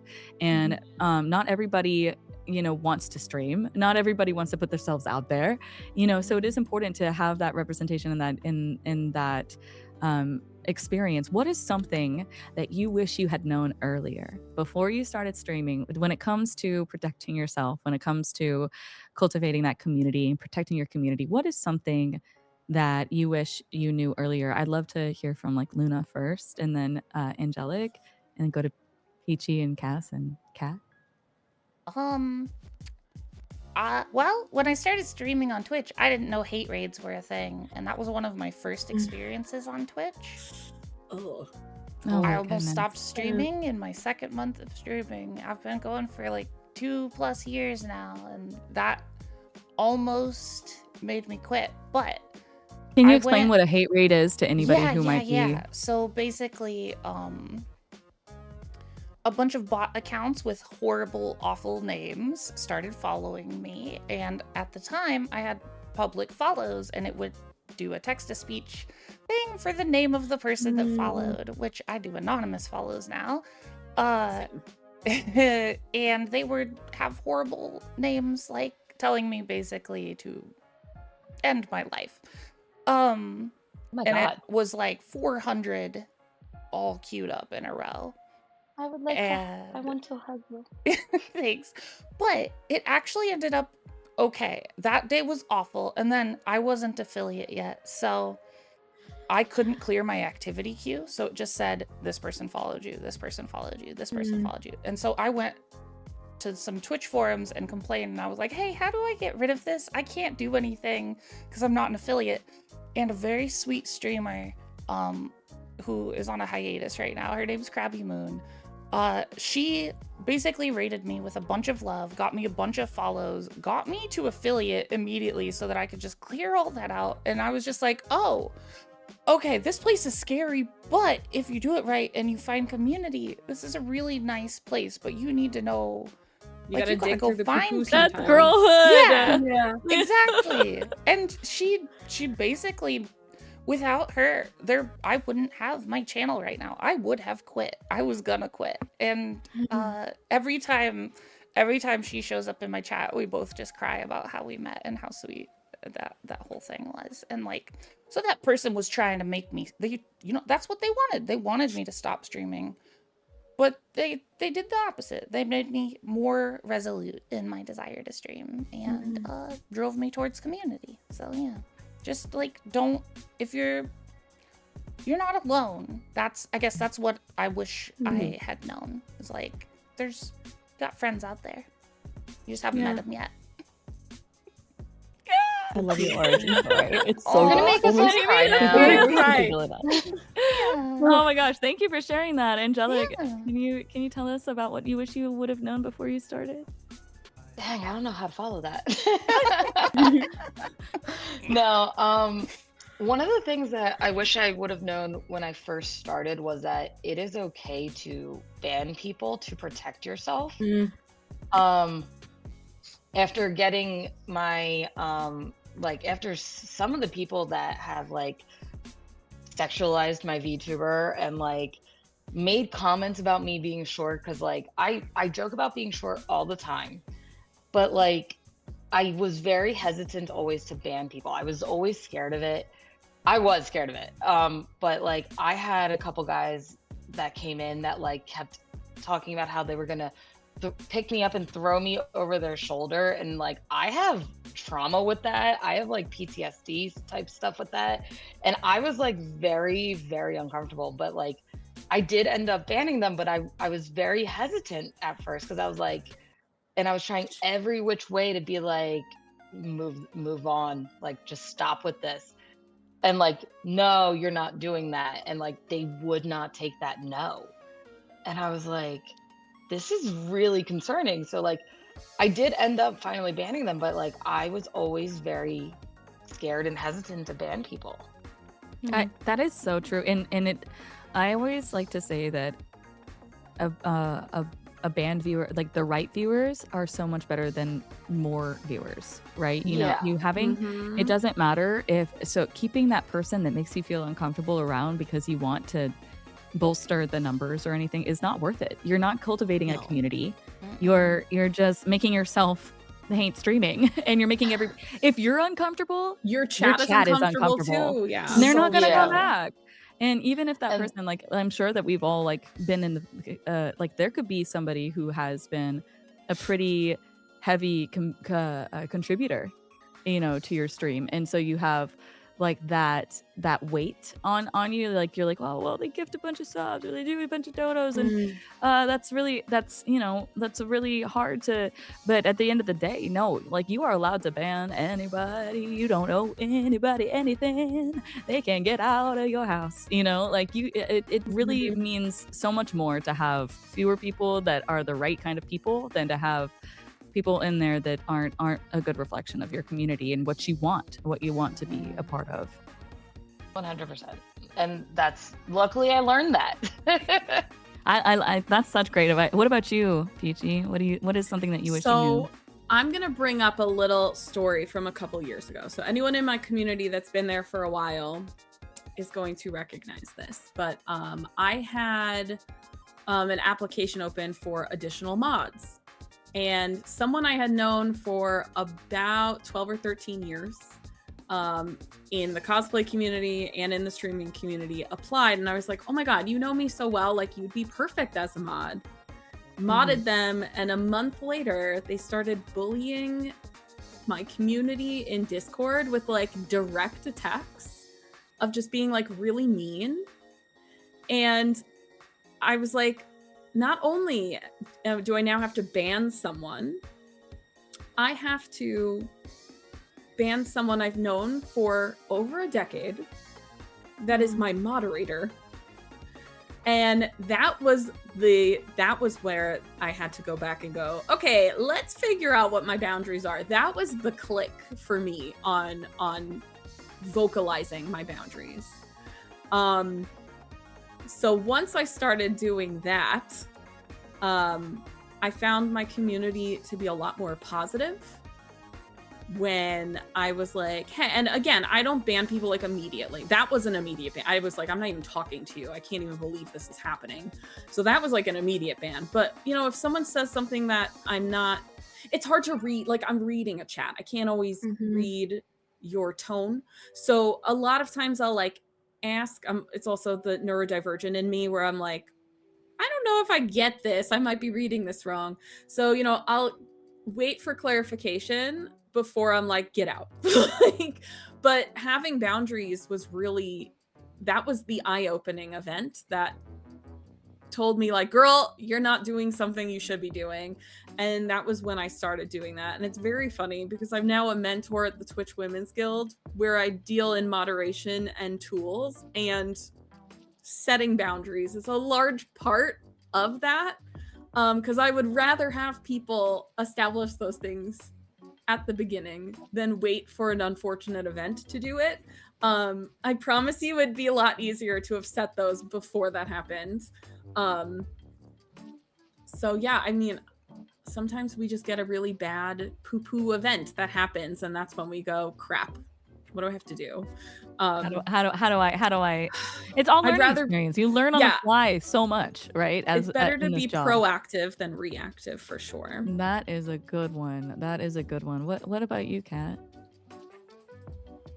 I think we had so many amazing takeaways, but I keep coming back to the representation and also like asking questions. So I think one of my favorite sayings is, you can't be what you can't see. And sometimes you have to be that person for somebody. Like if you wish you had X, Y, and Z when you were growing up, or you were just looking for that space where you feel comfortable and safe, like you can be that for yourself as well for so many others. And also when you're first starting, don't be afraid to ask questions, connect with different people, whether that be, you know, someone who's also just started streaming or someone who has streamed for a longer time than you. Like some people are, you know, not comfortable or don't have the time or energy to answer questions, but I found that a lot of people, especially on Twitch, are so happy to help, so comfortable sharing the lessons that they've learned, just like these that we're talking about today here. And sometimes some of your pain points emotionally or technically, like technical difficulties, they are a lot of other people's pain points as well, and you can really bond over that experience. So if you, something I wish I knew, I suppose, was don't be afraid to ask more questions of more people, because everyone is so kind and so happy to help. That's excellent. Yeah, that's wonderful. How about you, Cass? Like, what's something that you wish you knew?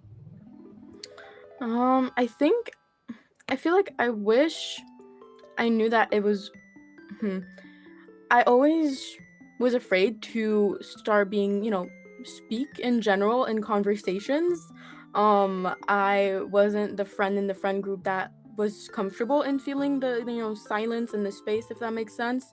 And I think I wish I was able to tell myself back then that it's okay to be like uncomfortable, but don't let that like stop you, you know, from continuing to grow. Because I feel like for me, there's a lot of instances where I did like kind of like, well, not give up entirely. It's okay to give up, yes, but I think I wish actually, I don't know. I wouldn't really take back anything, but in the standpoint where I'm really like glad that this happened, because I mean, you wouldn't be who you are, right, without challenges that has happened in the past. And I think sometimes I just want to not have that, like, happen. I kind of want to be like out of sight, out of mind. Bad experiences are, in the past. But I think, kind of like what I was saying earlier, it's important to honor those moments so that you can continue on like pushing forward. And I don't know, it's helped me now be comfortable in having conversations.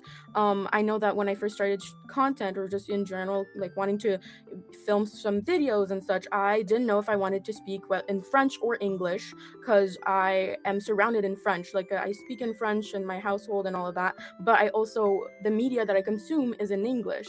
So I never really was comfortable in like having conversations, because like I didn't know what to choose.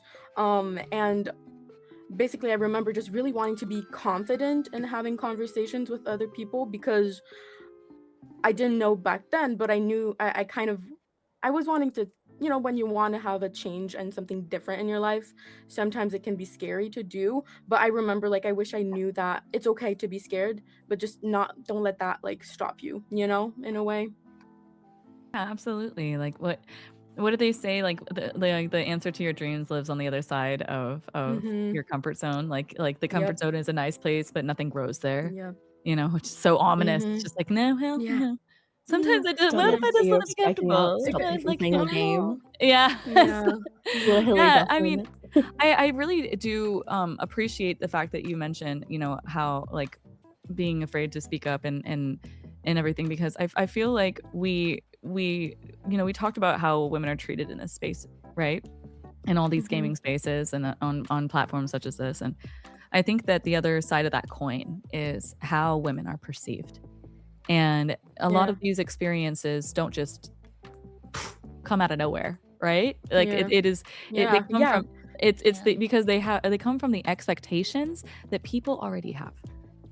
And I'm Yep. curious, like if you all feel this too, like because sometimes it feels like there's a different standard for women Mhm. as gamers versus women as creators. Mm-hmm. Like you can be good at Ooh. games, but there's still this extra layer at how you are expected to present yourself. So has anybody noticed that divide?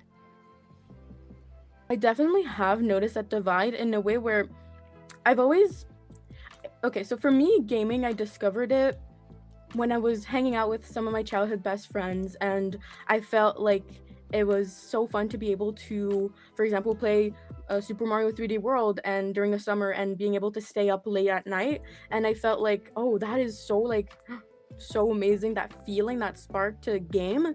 And besides that, I always love to take videos and just document things in my life, whether it would be just really random things like me doing my makeup or anything like that. And I felt like, okay, those things are totally different.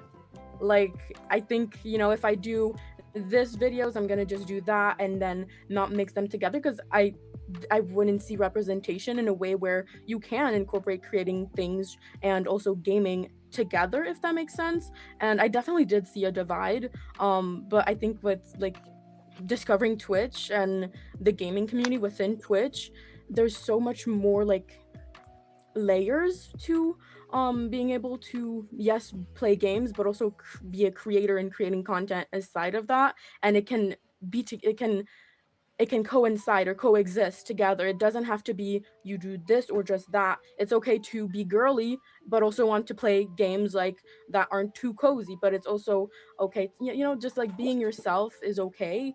And being able to highlight that today, like, is a dream come true, truly. So Yeah. I'd say that, yeah. Thank you so much. What about what else do we think? Do we think that there is like an extra layer of for women, or like women as gamers versus creators or anything like that?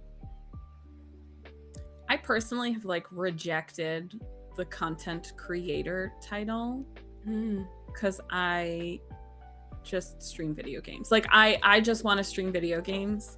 The push that I need to create content outside of my minimal free time to play video games on stream it's too much. I honestly so I've just rejected that entire segment completely. And that's so fair and so valid too. Yeah, it can be overwhelming. It's just not fun. Like I don't have fun doing it, Mhm. so I just If you don't have fun, yeah, no, like the point of being able to have these chances and opportunities, whether you love like to, record or create content from your gaming or not, the opportunity to have this and experience this, for me, I want to be able to enjoy it. And if I continue on doing something that I don't enjoy, then it kind of defeats the purpose and the reason why I fell Exactly. in love with it, Yeah. I just hate Yeah, the word content. I I consider don't like it at myself all. a performer. Thank you. I am not. Ew. content creator. Yeah. Hmm. Yeah, I agree. I mean, it's I do feel like there is, when I think about this topic, when we were discussing what to talk about, and I thought about this, and what it made me think of was trying to describe to people who aren't in the Twitch universe what I do for a living. Mm. And I feel like there's a very different stigma around I'm a content creator versus when a woman says it, or versus I'm when a gonna man go with says Instagram model is probably the first thing anyone is gonna think it. Right. when a woman Right. says content creator. Right. Yeah. Exactly. There are these things that when we're talking True. about where these bias, what did these bias come from? Where did these where did the stigma come from? Right? Like where Yeah. this the way that we're treated didn't pop out of nowhere. What are these expectations? And when you say, oh, I play games on the internet, and people watch and they're like, are you sure? Does that work? Is that really the Yeah. and I've literally had somebody ask me what I wore while I did this. Well, Oh my. I can also, I will say, when I first told my grandmother that I did it, her first question was, does that mean you're having sex online? And I was like, what? Yeah, Games, so grandma, that's games. I even said video games like 3 times, and she Wow. still jumped to that because Mhm. that is not something to agree with. Sorry, the dog I think barked. maybe it stems from like Savannah asking like where does this all come from? This like bias and Yeah, connotation. but then I think it's like entertainment. You have to go back to like the film industry as well as like Mm. Hollywood or everything like that. That's where women first got their, I guess, starts as performers, or even you go back to theater and Broadway. And obviously the first women to perform on stage, the first women to be in a speaking role or in a lead role, not as, just like a love interest. They had to defy all of these sort of biases and break through. And because some of the first roles, you are just taking a single line, you are just being a love interest, but it takes small steps, not just within like women groups, but within like, POC and every other marginalized community. You have to start somewhere, and every time you enter a new frontier, like I know there've always been women gamers and women content creators, but once something becomes a little bit more of the norm and you see an influx of like the mainstream or new people, there are just gonna be these biases that carry over from other industries as well. So I think that's where it all comes from. And I think like we here today are doing a service by speaking about it and either confirming some of those things, because biases do come from somewhere, like as much like I love all things girly, all things feminine, but I'm also being introduced to first-person shooter games and everything like that as well. Mhm. So I think like understanding where things come from and the history it has behind that really helps to open your eyes to like why maybe people think this way, or this is why these are the way they are. I don't think I've ever heard anybody bring up, how women were portrayed like in early media when it comes to content Mhm. creation. I think that is a beautiful original thought that you brought there, because that brings a lot of history and knowledge into. Yeah. As I could talk about women in film all day if you just I seriously could. I love that you brought that up, because that perception is very important to touch upon, and I do want to say I do believe that there is an extra layer put on to women whenever it comes to gaming. Absolutely. and it is one of the things, when like people who play I know that you play retro games. We were talking about retro gaming. I know that they're speed runners, challenge runners. And I have so many people that I respect and admire and that, I have on my team and everything. And they will be holding world record places for these things. And their content is commented on about what they're wearing, or that they have attention because they're a girl, or that they only did this because they're, or that, and bringing attention to the things that don't matter to undermine their accomplishments because of the fact that they're a woman in gaming. And those types of expectations, because it almost seems like it's breaking these people's brains that like, no, yeah, she's better than you at these games, you know? Or maybe Like, she's and just so you more have to, engaging. I you actually have to break have, it I think down. something happened last week. I was in my friend's chat. Now, I have known this girl, again, through the cosplay community. I've known her for like 15 plus years. She was speed running. She's working on her speed run to get it, to just get higher ranked on the leaderboard. She's number 4, by the way, on the leaderboard for this particular game. So she's number 4, and she's trying to get higher up on the ranking, which is now hard because it's by like seconds at this point. Someone came into her chat and was like, it feels like you're speedrunning to be performative. And she was like, what does that mean? Like, what do you even mean? And he's like, well, you're just doing it to fit in. And I'm like, first of all, she's a hot girl. If she's doing it to fit in, there's easier ways What? than speedrunning on Twitch. I'm like, no one is speedrunning games on Twitch to fit in. I promise you, that's not anyone's motivation. That's a lot to unpack. She's already number 4. Like, Wow. Pretty sure that's past fitting in. Yeah, I'm like, I'm pretty sure we're breaking molds here. We're not fitting in here. we're not Break that fitting glass in the ceiling. molds, we're breaking What am I them. Thank you. Yeah. We're getting out of those boxes. Okay. No, she's Yeah. literally breaking a glass ceiling. She's not fitting in anymore. But it was Oh, such man. a weird You thing. can And just this break guy it, you wouldn't. smashed it. This guy wouldn't stop harping on her about how she was speedrunning to be performative. I don't speedrun because it's too chaotic, and I watch people speedrun and I have panic attacks while I do it. I'm like, I don't understand how they're doing it. It's not easy. No one is doing it. I always get in a trance when I'm watching speedruns. I'm like, oh. There are wow. points where I I stop get breathing and I'm like, are they gonna do Anxious it? for them. You That's do. Especially if they're No. going for Yeah. those goals and those like records. I get anxious. Like Right. my anxiety when I watch speedrunners is so bad.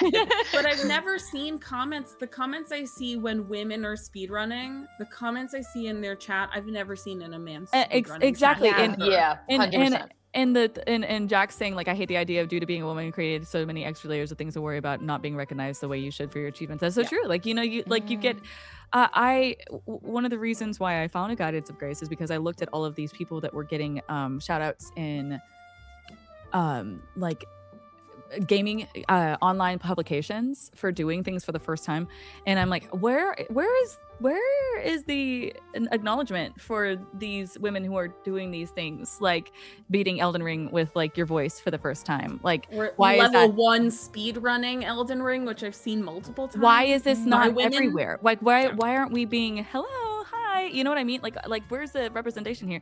And it's like, and anytime that one of the accounts, I deleted the bird app or whatever, but I remember like whenever somebody of those accounts would the Dex whatever would post about a new achievement, if it was a woman, the comments were just horrible.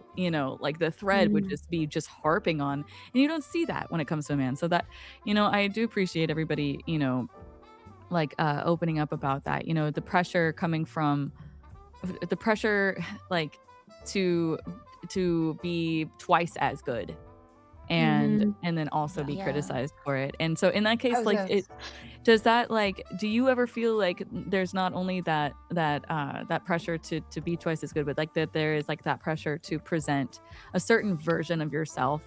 I know that we were just talking about people pleasing, like with Cass, like, is there, do you ever feel like you are under pressure to be taken seriously?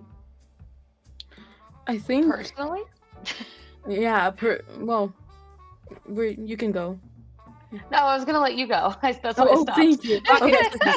I'm like, no, you go. You go. You got this. No, but I think I have felt pressure to be able to, I don't know, act certain ways, because I don't know, I am in the stage in the life I am at right now is my, like, just starting as a young adult life, right? So I have this pressure to be able to, go to school, do good, have good grades, don't fail, because if you fail, then you're not good, and if that makes sense. And I think I have had like pressure to be this certain way, but I think there's also positives in having that, in a way where it's made me want to discover who I am and not feel pressured, if that makes sense, because I can control, like, I feel like I go a lot into, like, I can control the things that I do, but I feel like it's easier said than done, right? So I think it's important to be able to find resources, like, find friends that can help you to, like, figure out that, like, Katten has helped me so much in that sense of, it's okay to make mistakes, but, like, because whether you make mistakes or not, pressure is going to be there, right? I feel like. And so, yeah, I have definitely really felt pressure into being a certain way, and being in, like, I see my friends being, doing things, having their own apartment, and I do still live with my parents, which I'm grateful to be able to do. But I think it can be really difficult, for sure, to live up to certain expectations. I feel like there are a lot of standards online, and Yeah. like, I feel like, especially as a woman, you get these boxes that people want to put you in. They want Yeah. that's a survival mechanism. That's like the natural Yeah. thing for brains to do. They're like, where does this person fit? Do I fit in with them? And like, Luna, do you ever feel like there are boxes that people have tried to put women in gaming in? Oh, 100%. And like, one of my chatters, Lena, said earlier, even in like the speedrunning scene, which organizationally, like GDQ is one of the most supportive groups of like women and queer people, and still like the whole speedrunning scene, like there's still a lot of, just biases in there. And like, I considered becoming a speedrunner, and then like the main factor for not doing that is being a woman in the space and just like all the things that entails. And like, I decided not to. Like, just, I don't know. It's like, just, there's so much extra to think about. It's the mental load thing again. Just every single decision that we make is just like, there's all these other factors. Like, how are people going to interpret this?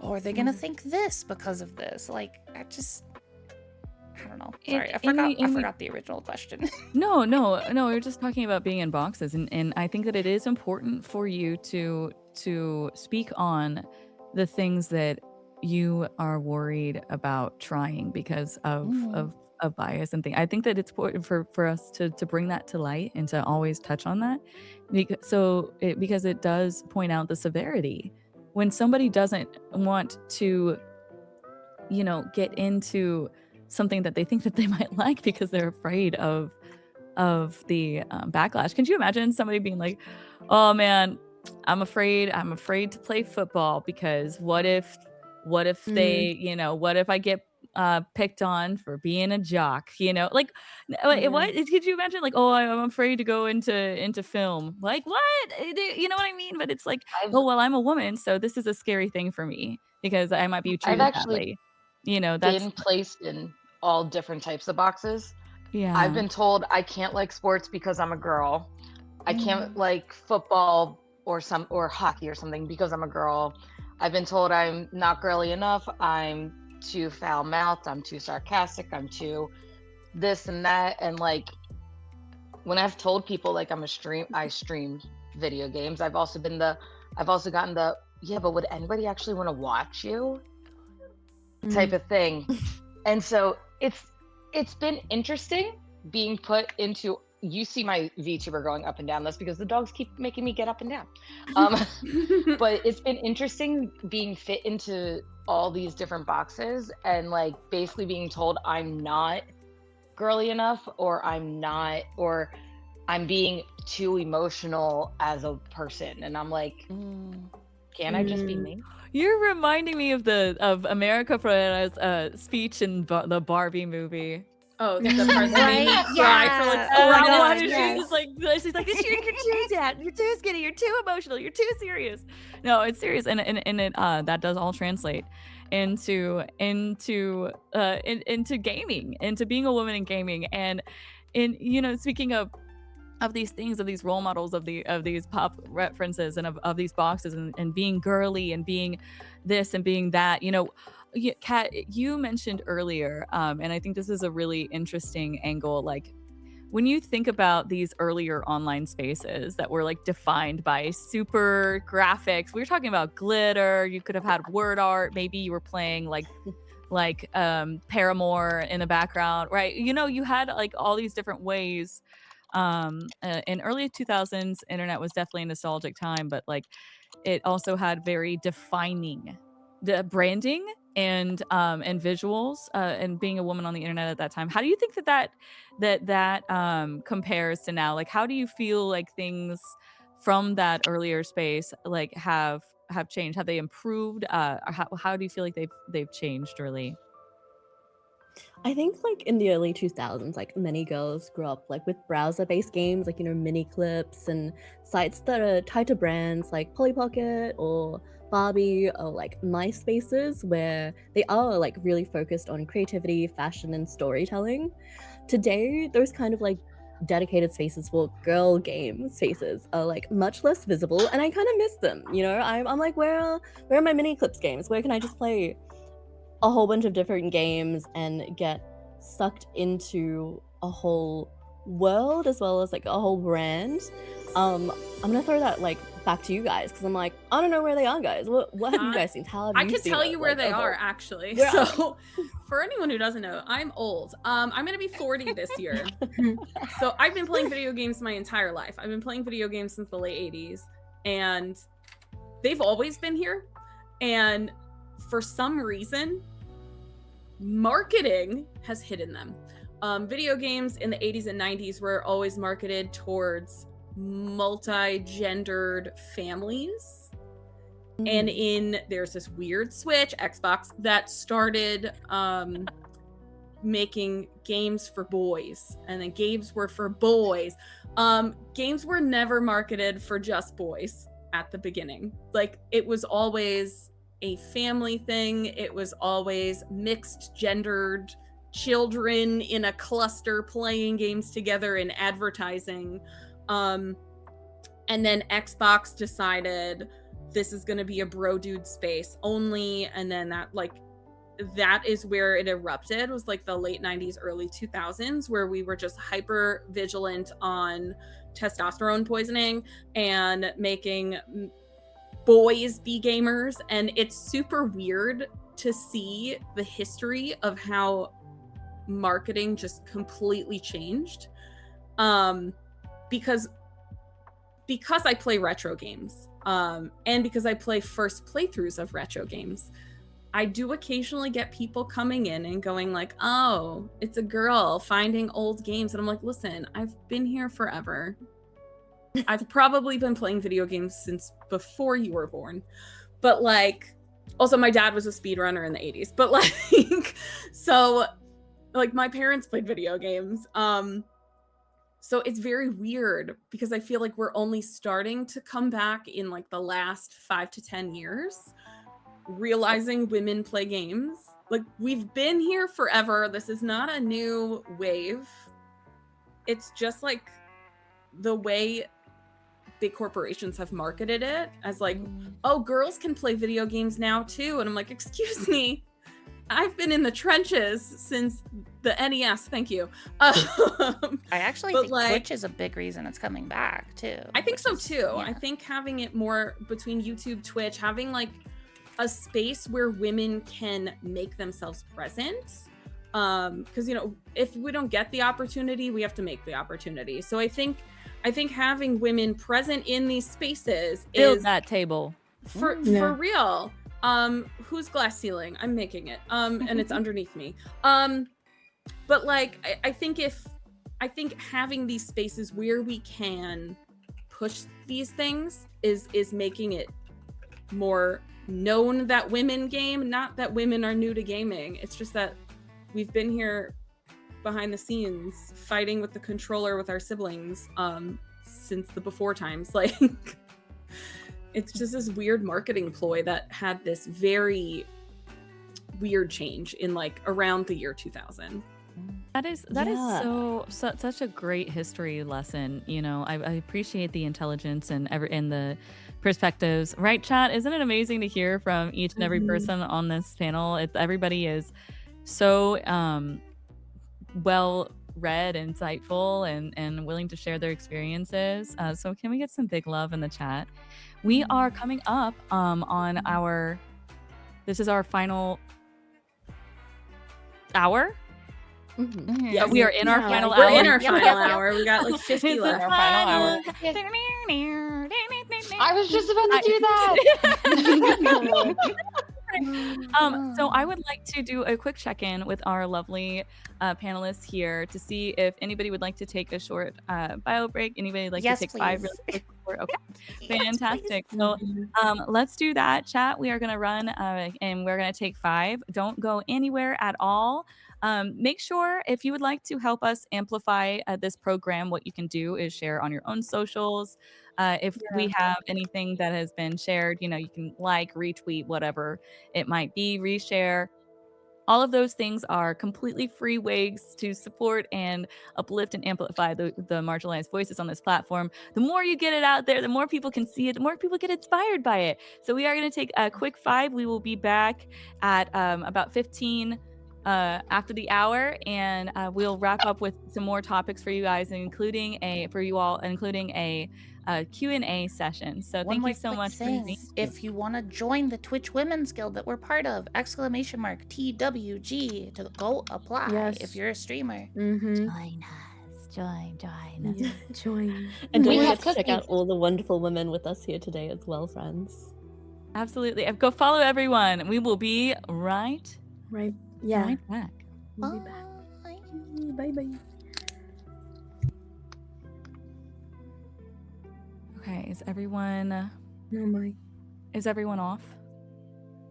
I went to a BRB. Okay, everyone, I just want to make sure nobody has been whatchamacallit. Nobody can hear us. Not on mine. 1 2 1 2. No, nobody can hear me on. Okay. Oh my god. I y'all am okay? so sorry for everything. Like my stream, the bitrate. Okay, now it's okay. That's so weird. I had to like take. I think the virtual camera always makes my stream bug. So I'm so sorry. I'm like, of course this happens. Yeah. No, you're doing so good. You're handling it like a pro. Oh, thank you. Like, I'm looking right now at the stream, and this happened. I don't know why. It's not my OBS not working. It's like the bitrate, you know, the dashboard. I'm sorry. See. 1 second, please, Luna. Let me see. Luna, can you mute us, please?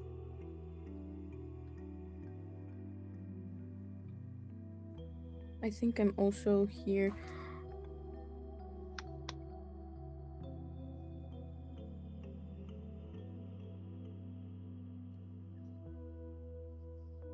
I'm gonna resend out the stream together. Okay. Does that sound good for everybody? So yeah. Let's get. I'm gonna close the call and then send it out one more time. Is that okay? Yeah, I'm good with that. Okay.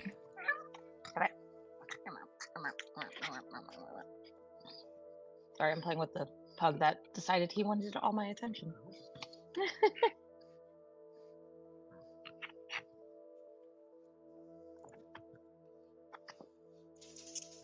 Okay, I'm back. I can hear you guys again. Hey, yeah. Sorry. Wait, who said that? Was that Kat? It was me, Kat. All good. I was like, my headphones died like just at the end of that. I was like, oh no worries. I was gonna say, I was gonna restart the shared chat because I don't know if everybody is. Is it work? Do I need to?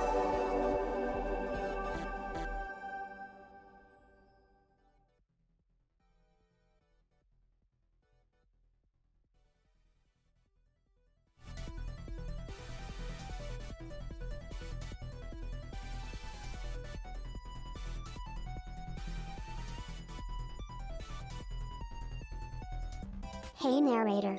Fox of Time has something they want you to say. Narrator, come here, please. Brain implosion energy. Crave zero thoughts. Want head empty. Then drink and drink and drink until you drop. I love my brain implosion juice. It makes my head go brrrr. Thank you, narrator.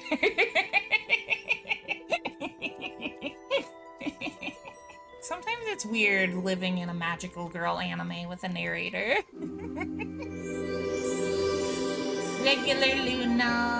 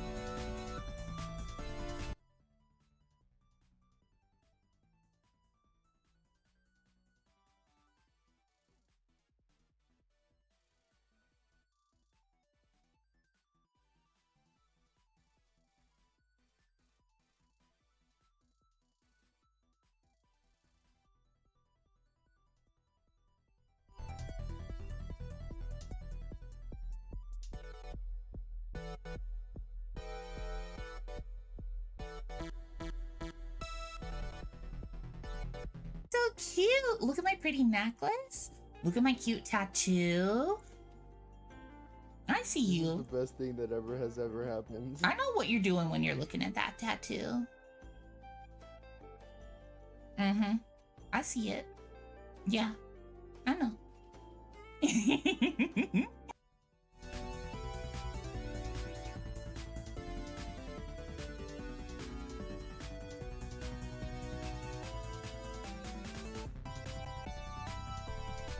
Oh my gosh, what's that dude's body doing over there? He's doing a little dance. He's having a fun time. How are you? What? What? Oh. Oh. Oh no. I don't like what he's doing. I don't like what he's doing to the ground there. Leave the ground alone.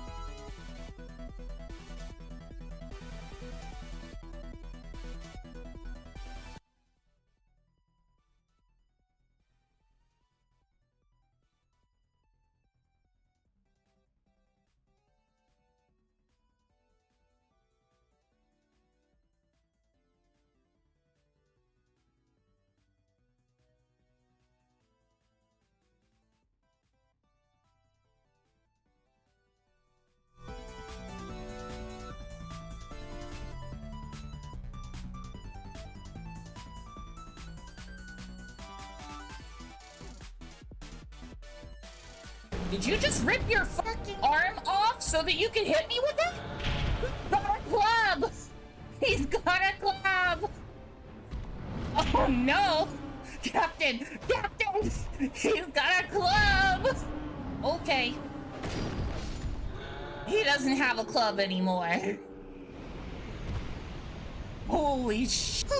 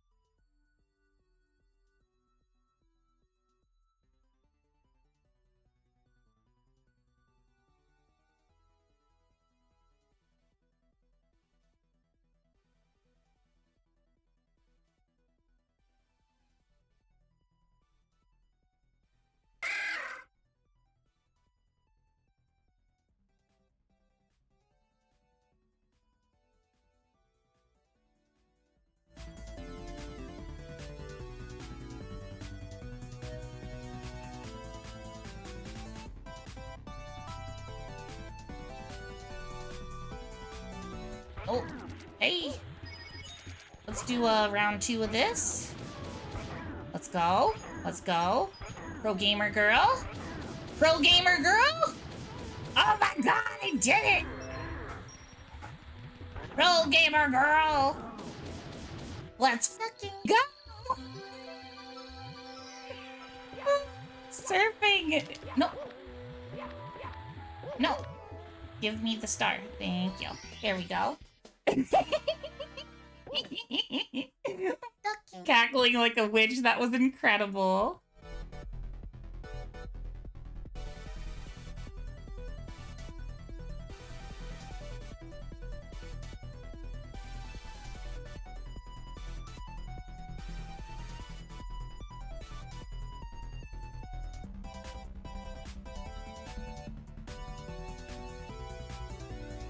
With puppy barking punctuating everything.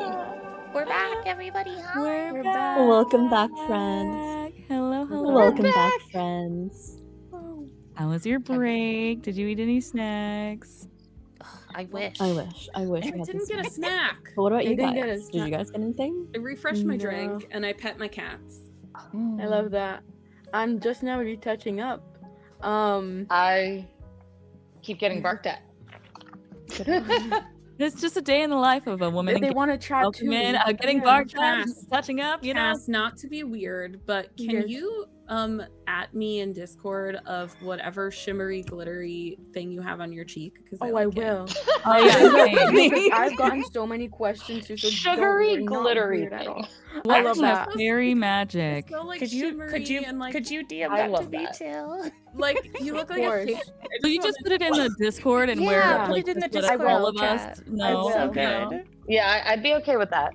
No, like really- girl boss gatekeeping over here. Okay. we Never. want I was also Right, gonna yeah. ask Sav to DM the lipstick that the lip. Oh, I stuff got that she Everyone- you. uses. We yeah, will all everyone put share it. your It's lips. mulberry. Hey, this is peak girlhead, everyone. Yeah. Listen, we can like Welcome video back. games. Welcome back, and chat. also Welcome women back. like Did you women. hydrate? Did we hydrate in the chat? We want to make sure everybody Cheers. is taking care of yourselves, right? Yeah. Awesome, awesome. Now we before we begin with our last segment before the Q&A, we will be having a Q&A to wrap things up. So what we need from you is to come and think of some questions for us. If you have questions, we would love for the mods and that we have in the chat to just be collecting those. It could be one person or multiple, whatever it is. But if you do have any questions, let's make a little list of those so that we can use that time efficiently and answer as many questions as we have the time allowing us to. But thank you so much again for being here. Let's do a quick reintroduction for anybody who might have been joining in later. My name is Sav. I'm your friendly neighborhood wholesome singing Soulsborne streamer, and I am a Twitch Women's Guild community building mentor. I'm a big fan of charity and community, and it's wonderful to be here with you today. And I'm joined by Cat in Wonderland. Hello, friends, or welcome in to anyone that is new. My name is Cat or Cat in Wonderland. I'm a variety streamer from Melbourne, Australia, but I currently live here in Germany. I stream a variety of games, including Animal Crossing, Fall Guys, Minecraft, Uno, The Sims 4, Disney Dreamlight Valley, whatever floats our boat, basically. We also love to cook, craft, clean. We do it all on this channel. And I'm so happy to be speaking with you guys here today. We love it. We love it. And Cass, would you love to tell us who you are, what you do? Yes, well, I'm Cass Champ. I love to play cozy games. It brings me joy, and I feel like it's important to be able to express or like to feel that these days. And I studied in interior design and all that jazz, but we are now creating content and streaming and gaming as well, and taking that with so much passion and not being afraid to show that it is okay to game and wanting to be in this space and industry where it's mostly not done in like IRL, if that makes sense. So yeah. We love a baddie in a male-dominated field. Yes. Let's go. Always. Speaking of XO Peachy, would you like to introduce yourself again? Yes, my name is Peachy, Peach, Marie, either any of those are fine. I predominantly stream retro RPGs because I like crying. We actually play JRPG bingo every time we start a new game, and one of the squares is Peachy cried. I cry on stream a lot. I really just like games with stories. But yeah, so currently I'm playing through some retro achievement hunting for games that are familiar to me, and we're also playing new to me RPGs. Which has been a bit of an adventure this last year. I love that. Peachy, when I finish my Chrono Trigger first playthrough, we're gonna have words, okay? I don't even want to talk about Chrono Trigger because Chrono Trigger almost made me quit stream. No, I got death threats from Chrono Trigger, so I'm very anti Chrono Trigger. Did you finish it though? Off stream? Offline? No, I finished it on stream, and also I got death threats during charity fundraising streams. We need to protect Peachy campaign, please. I would like I don't know why this target is on me. what is going on? I've been through the ringer. Well, we appreciate you sharing your experience and your stories and letting us know what you are and doing right now and everything like that. And we'd love to hear from you. Angelic Tryshort, will you let us know who you are, what you do, reintroduce yourself? Hi, of course. I'm Angelic Tryshort. You can call me literally anything because I will actually answer to it. I'm a sorry, the dog decided to step on me. I'm a VTuber horror variety streamer. And I'm obsessed with Phasmophobia. Absolutely love Phasmo. But I'm also doing a first playthrough of Subnautica Below Zero, and deep water is a big fear of mine. So it's been fun. I also do a bunch of charity streams, and I'm very random and chaotic at times. So. Whoa, so that's the Thalassophobia, right? Yeah. Yeah. Sab, I just saw your eyes go wide when I said that. I've been in the ocean a couple times. I thought I could snorkel. I'd never snorkeled before. I thought I could, you know. I was like, it's like swimming with fins. Anyway, that's a story for a different time. You know? Speaking of stories, a brilliant storyteller, Luna's List. Will you let us know who you are, what you do, and when you do it? Hi, my channel is called Luna's List. I'm Luna. It's called that because I make a lot of lists and I have ADHD and I constantly lose them. I'm also a trans lesbian variety streamer. One of my favorite things to do to my chat when it's been a bit and they all start to forget, oh yeah, she's trans. I like to jump in with a surprise voice change. Oh my god. Because it's a superpower. I was not expecting that. I was like, who's I what? know. I thought somebody joined us. I was like, what just happened? I was like, what? Yeah, it's a superpower. Oh my god, it's so funny. I love that. Oh yeah, and I'm a Wow. voice actor too, so. That range! That range, We love to see it. Yeah. Oh yeah, I'm just a silly, cute goober cat girl on the internet. That's what I do. I love to see it so much. You know, we've talked a lot about our challenges and our barriers, and I want to spend this last section focusing on where we go from here. You know, I believe that it's one thing to make a critique on the state of affairs, but I do believe in positive action. I believe that those things can start with conversation. We have such brilliant minds gathered here today and wonderful representation. So thank you so much for being here. And I'd love to hear what our thoughts are, because the reality is, you know, we're not just participants in these spaces. We are shaping them. And it is important to know that everything in this present moment will be history one day, and as much or as little as we can control in the world, the things that we can impact in the here and the now, and whenever the state of things seems like it's just so wacky and so much bigger than us, it is important to focus on that which we can control, to focus on those shapes of those spaces that we can shape. And so what do? You know, like when we talk about leadership in gaming spaces, I think that oftentimes people picture titles or platforms, but what does meaningful leadership look like to you? I'd love to, for me, like starting out, I stumbled onto Twitch 5 years ago. I did not know what Twitch was. I did not grow up gaming. I was touring and performing all throughout my childhood, and I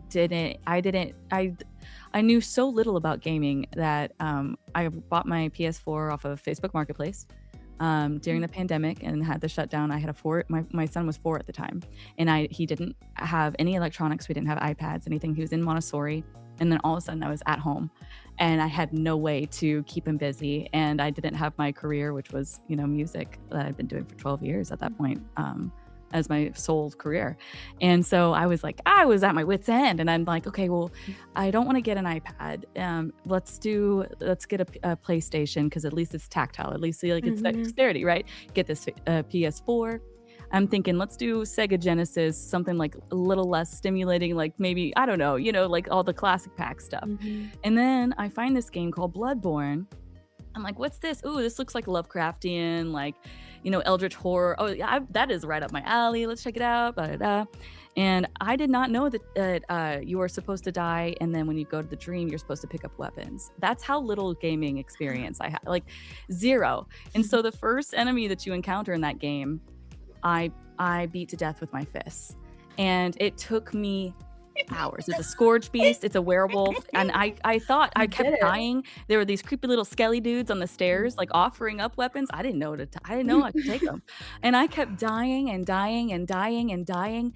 And I was hooked. I was hooked. And then I was a soul screamer ever since, because I loved the feeling of doing it over and over and over and over and over again. And then finally getting it. Oh, I was like, where do I find more of this? Where do I find more of this? And so I found on Reddit that there was this thing called Twitch, and there were streamers there. And so I streamed straight from my PS4.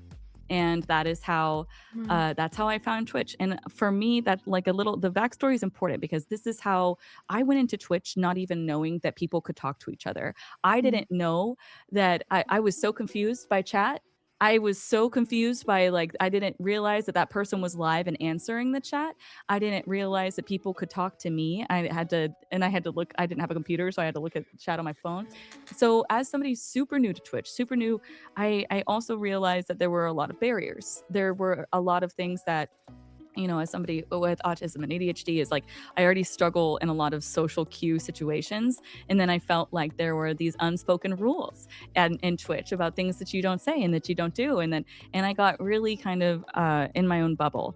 And then I had the Souls group. That's great. But then the Women's Guild came along, and we had this leadership with Coco and Chelsea, and in this group of women together. And it was the first time in my life that I ever experienced having feminine friends, period. Because I had been in such a competitive environment, and I was used to being pitted against one another. That was my it was not community, it was competition, right? And so it was really wonderful to see through that, through the leadership of what was modeled for us, in the very beginning, is that we come together, we are united, unity first. Let's educate first. Let's come together. Let's talk to each other. Let's have these open conversations. It is not about one person. It is not about a final destination where we send everybody and we're trying to bolster numbers. It is not about trying to get on the front page. It is not about trying to get more eyes on you. It is about everybody learning each other's shared experiences and creating authentic connections and actual meaningful.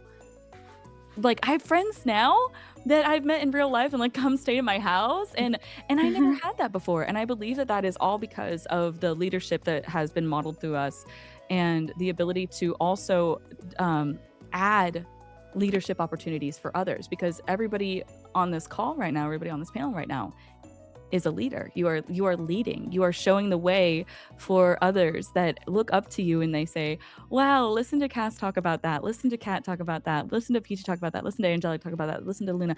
Da, da, da, da. Wow, that frees me. That makes me feel seen. That makes me feel validated and heard. And so for me, meaningful leadership looks like modeling what you want to see the world come to it, and in those spaces, just like we have seen in the guild, just like we're seeing right here. It's starting those conversations, being fearless, but also inviting people to share the stage with you. Never walking out front, right? It's about all coming together in that equal spotlight. And I feel like that's really, really important for women in gaming. Anybody else? I don't think we could have summed it up better. I think that is so all-encompassing. I agree with everything. I feel it's important to feel seen and you matter. Because sometimes in the day-to-day life, whether you do have an amazing support system or not, being able to feel like you matter in a space that you have so much passion for is so eye-opening, and it makes me excited to wake up every day, if that makes sense. And so that really is so beautiful, for sure. Yeah. I'm still stun-locked by the fact that you beat the first enemy with your fist. The werewolf, right? The Scourge Beast, okay. and the Sefka's Clinic, yeah. No, it was a learning experience. Put perfectly, truthfully. It's and also being able to I don't know, I love having conversation and actual conversations and not shying away from certain topics. And that was not natural to me before hopping on Twitch or doing this. And so it's so refreshing and beautiful to see that as well. So yeah. I agree. Has anybody seen? I'd love to hear from y'all, like Peachy, Cat, like what have you, as far as like leadership in the gaming spaces, like have you really seen like any examples of leadership that stood out to you, that of women in gaming? I mean, for me, I've changed my content around quite a bit since I started. My start in streaming is like fake. It's like not real. I used to stream directly from my PS4 to show my brother video games I thought he would like to see, not to be a streamer. Like, my brother's 10 years younger than me. So I was, you know, after I was already post college, you know, playing like Final Fantasy 15, and I was like, oh, my brother would love this game. So I was like, I'm gonna stream it on Twitch so he can watch it, because we're 100 miles away from each other. And I'd be like, go to this link so you could see this. I want to show you this game. And like, that's how I started streaming. I got affiliate that way.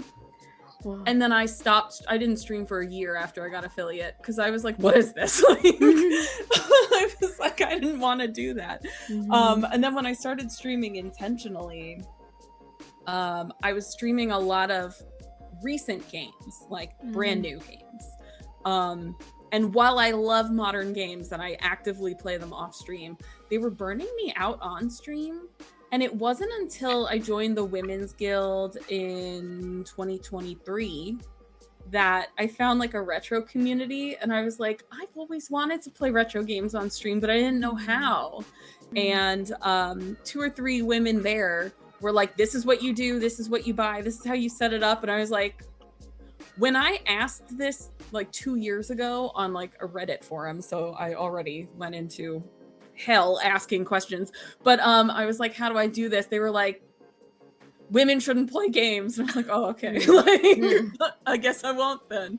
So it was so interesting to like come into the Women's Guild and find people so readily available to just offer help. I think I even said, I was like, oh, I'd love to stream retro games, but I don't know how. I didn't even ask anyone for help. They were like, this is where you do. Here's the links. Here's this. This is what you buy. And I was like, I've never had helpful people before. What is this? Like, the retro community is very polarizing, where some people are so awesome, but a lot of them are really just genuinely terrible. So I was like, it's amazing that this is what I was met with. And seeing the content that those people create and how they run their streams and they're streaming retro stuff, that was, it like rewired my brain on like, oh my God, I can play games that don't burn me out. I don't know what it is too. Like, I don't know why modern games, they're so tiring for stream, but I'll actively like play overstimulating them and like a lot of like, I like my little pixel babies. And you saw this, you are in this community, and everyone check out Command TWG if you want to check out more about the Unity Guild. But you're in this community where you're finding people, right?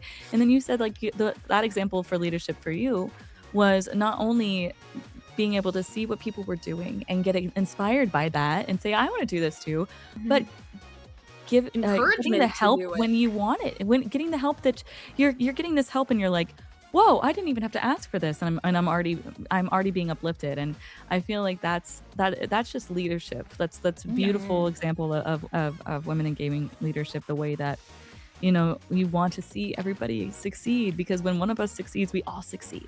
When you see a woman winning, you're like, yes, let's go team. I love seeing people reach goals. Yeah. And I'm like, I don't even know, like, there's so many people in the guild. I don't talk to every single person, but I'll see like someone I've never interacted with get like a really cool accomplishment, and I'm like, that's so cool. And I'm like, I'm excited for you. And I'm like, we don't even know each other. I'm just like excited to see women winning. Yes. I actually specifically want to shout you out, Sav. As like, you made us this whole outline. You kind of took on a leadership role for this discussion in a way. True. And like, sorry not to put you on the spot, but thank you so much. You did so great. Like, truly. This is my first time doing something like this, and I was overwhelmed, and you just like made it so easy. You really did. Yes, you did. Yes, you did. Don't listen. you fight No, me. that don't listen to her. No, you shall not perceive. No, it's okay. No, everybody has really. Y'all have all sorry, microphone. Y'all have all done so much. You know, we've like from the layout to the names. We have had everybody's contributed. You know, something here. Thank you for saying that. That was very nice. But you know, it is really fun to do these things because we do get to all work together. You know, and and uplift each other. I get really excited about that stuff. This is like one of my favorite things to do. Like, I actually just worry about if I'm over enthusiastic because I love stuff like this. I really do, because I feel like it's, you know, as somebody who's been on stage like my whole life, I do understand the power of a platform. I understand the power of a voice, and I think that there's something so unbelievably powerful about women coming together and sharing their experiences, because it's literally it's magical. It is something that cannot be stopped, and once you do amplify that and you hear that and it gets louder and more present and more visible, then that empowers the next person. You know, you never know who's coming through. You never know who's just tuning into the stream for a brief second, and then that's what they needed to hear is you know, a group of women that represent them, that are voicing the things that they've had in their heads. So thank you for sharing your experiences and everything like that, because I feel like we have so much going for us. I feel like there has been so much progress. I do, like, you know, do you feel like what do you there is still work to do, you know, like we have talked about progress, right? But like, if you could point to one thing that still needs to change, right? Like, and I know that there is a lot, but we have to focus. We have to focus. We have to put on those words, the X-Men that has the laser eyes, and he's like Cyclops. Yes. Okay. Yeah. You know how when he doesn't have his little visor, he just blows everything up. That's just what we have to do. We have to put the visor on, because we have so much power, and we just have to focus it. We have to put the visor on. We gotta focus that power. And if you could pinpoint it, you know, to just pick one thing in the industry that, in the gaming, that needs to change, that's whether it's communities or in the industry, whether it's the platforms, like, what would it be? And I would love to hear like an answer from each person. Okay.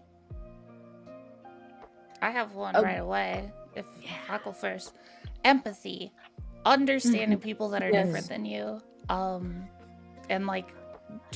We talked about this when we met up the other day, but like Twitch is such a helpful thing for that, like, because you can meet people from all different kinds of backgrounds, and you get to know them more as like a person when you're watching a streamer than just like a faceless name in a chat. Like, I think it's especially because like the percentage of interactions we have that are face-to-face versus faceless and online now is gradually shifting farther and farther to anonymous, like people you don't know. It's harder to have empathy, and it's really important to have places that you can go where you can experience that empathy with someone who is not like you. And that's probably my favorite thing about Twitch. It's incredible. Are we at the place where we have more interactions with other humans online than in person yet? I feel like we're kind of biased group for that question. Well, not us specifically, but like us as in like humans. I think I would say be. I don't biased. know. Yeah. You have to consider the age, because like my mom is not hanging out. Well, outside of Facebook, my mom is not hanging out on the internet.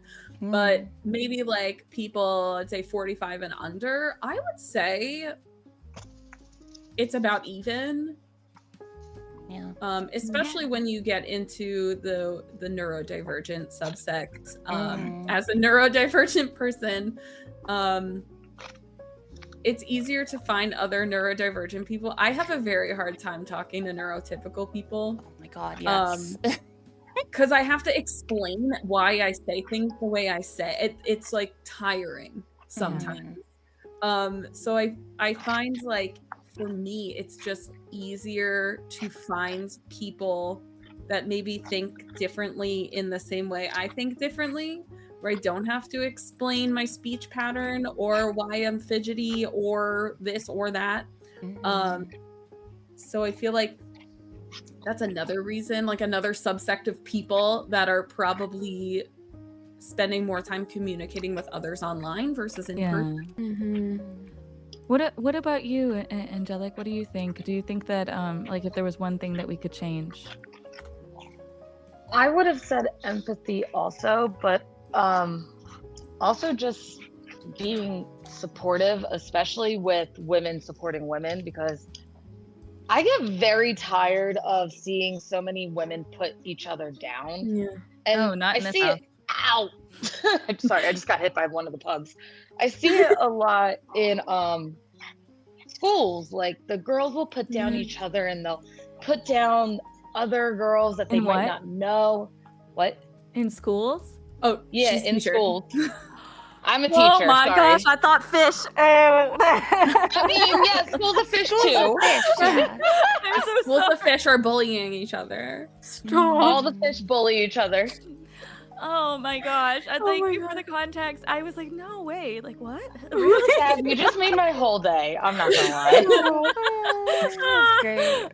So in I was like, I have to That's going to rewatch be Finding my Nemo. quote. I missed that part. That's gonna be my quote on Blue Sky and stuff. Schools of fish bully each other. Just so everybody knows. We were just talking about the ocean earlier. Okay, hear me out. All right. That is true. That is true. Yeah. No, So, but in but schools, Yeah. girls put down each other all the time. Like Mhm. we're they taught to. are. We are raised Yeah. to do that. Yeah. Yeah. And like I try so hard to teach like accountability and like empathy, but I also try to really like do that whole uplifting each other, especially girls uplifting girls, because we already have enough going against us. We should be behind each other, not like fighting each other. Yeah, that's got to stop. There's no place. No place. Oh no, the clip. What? Little girl. No. Oh my god, that just made my whole day. That was so bad. That is a memory that will take forever. I think that is so, like you were saying earlier, like this is like history. We're gonna be looking back at this and being like, oh, wait, these conversations, like we're only gonna have once, if that makes sense. And I think that there's an importance in being present in doing things like this, because I know that for me, like time flies, right? And I think it's really beautiful to be able to, you know, hone in on something and take the moment, like time to do so when like in the fast pace of life, you know, like it's so beautiful. So yeah. Yeah, no, you're right. Like if you so on that note, Cass, like what do you think? What would you, if you could change one thing, what would you change? I think a lot, actually. I overthink. But I think that I change the fact that people should, like, some people say to not be yourself. And I think I've talked a lot about that, but identity and being able to not shy away from being who you are online, and also IRL in real life.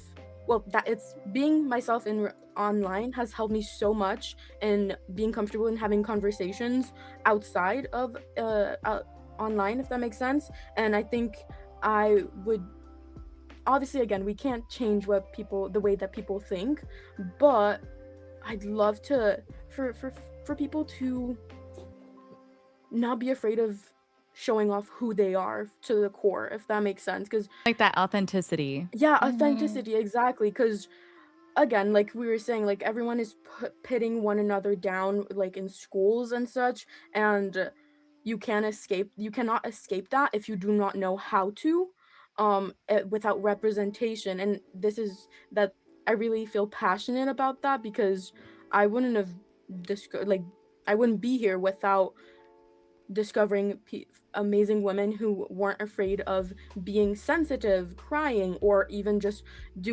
playing games that might not seem for women, if that makes sense. And so I think I would say that, yeah. I love that answer. I'm so proud of that. Yeah, you know, like it is, it's funny. It's like, you know, sometimes you get so caught up on breaking the norms, right? You're like, no, I don't want to be put in that box. But then you're like, but I am a little sensitive. I just Please don't want to hurt be my in all the feelings. boxes. Yeah. You know, like I'm just a Exactly. girl, okay? Exactly. And like, why would we shouldn't be ashamed of feeling we those are. emotions, whether they're Yeah. positive or good. Like, we're human, and like, we only live once. I always say that, like, so much. A lot of people know this, but it's like, I want to make sure I am able to be present, and also I'm still learning who I am every single day. And this conversation, like I was saying earlier, and like how you were saying earlier, it's gonna help me so much more in being comfortable in showing who I am even more, and being able to connect that way, especially online. So yeah. That's beautiful, and that's a wonderful example. And Peachy, what about you? Like, what would you, if you could change one thing, what would it be? It's so hard because I feel like both of those things, if you changed like empathy, it would change so many things. Like, it would spiral into so many other things. Like a So domino kind of- effect. Yeah. Yeah, so kind of piggybacking off of empathy and like authenticity. I think if more people had the maturity to have open conversations Yes. with empathy and authenticity in mind, I feel like so many problems, forget about Twitch, just so many problems in general would be fixed if we could just have like the emotional intelligence for open conversation. And that goes into having empathy for people. It's that whole idea, like, you don't know what's going on in everyone else's head. You don't know the problems that they have to deal with on a day-to-day. So leading conversation with empathy. Yes, leading with kindness. curiosity. And with your authenticity intact. I feel like that would solve so many problems. So many. Unfortunately, sometimes it means you have to have hard conversations. Which Things is that might not be a thing you uncomfy. learn overnight, by the way. That is a thing you have to practice at. Yeah. And then eventually you're like, I got this. Navigating those things and what? No, I think that's you hit the So nail on the beautiful. head with that. And what about you, Kat? If you could change anything, what would it be? I think I definitely echo all of those sentiments, and I think you guys all spoke so well in terms of the emotional side of the transparency. What do I think needs to change at an industry level? I think there could be, or there should be, taking this a different direction, a lot more investment into spaces and opportunities for women.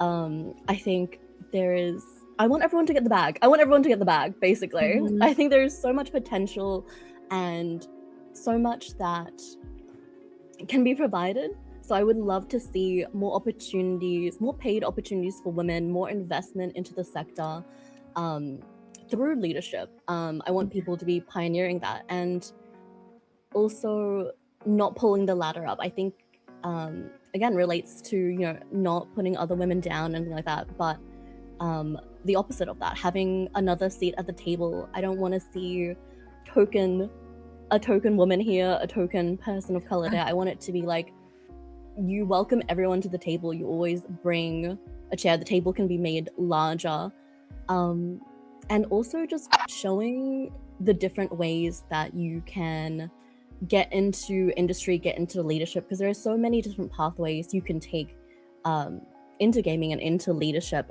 None of it is linear. You can go through the direct university route, you can go through lived and learned life experiences, and so many of like the great leaders I've seen in the gaming space are the women who are showing the different lifestyles they lead as well.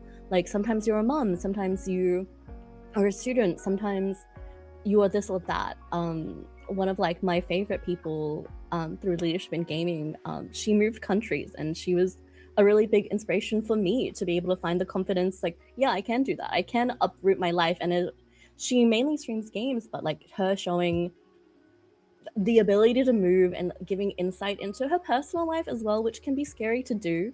And it comes with its own risks and rewards, but her showing that, and then us having conversations, and then meeting up in real life as well to discuss things like that is something I love about leadership in gaming, but also I would love to see more of as well, and is what I try to do myself. That was so eloquently put, and really, really awesome. You're touching on those opportunities. Yeah. I would say that for me, I think that communication is key, and touching on the fact that, you know, we're transitioning, if we're not already there, to like primarily online communication. When's the last time that you went outside and you noticed somebody that was like looking up, right? And that was like taking in the people around them instead of looking down at their device. I feel like we're so disconnected even when we are in real life, and that this that online communication is the way to connect with others. I feel so blessed to have been able to stumble upon Twitch and be able to because I have felt areas of such severe isolation and loneliness in my life that before Twitch, where I didn't even know how to connect with anyone. And so it's really wonderful to have this, but at that same time, what I believe I would change is it does come with its own nuances and its own challenges, and especially as we're talking about, there's so many spectrums as far as not only on the terms of like neurodivergence, but it's also of like economical, cultural background, how somebody was raised, what opportunities they had. And so I believe that with communication, there should be, and I'm actually like writing a course. I wrote like a course called Effective Online Communication that I like did like little videos for that I'm going to be releasing in a couple months. But it'll basically be like a training course for online community management in the sense of digital decorum, because there is no golden standard of online etiquette. There's it's just the Wild West.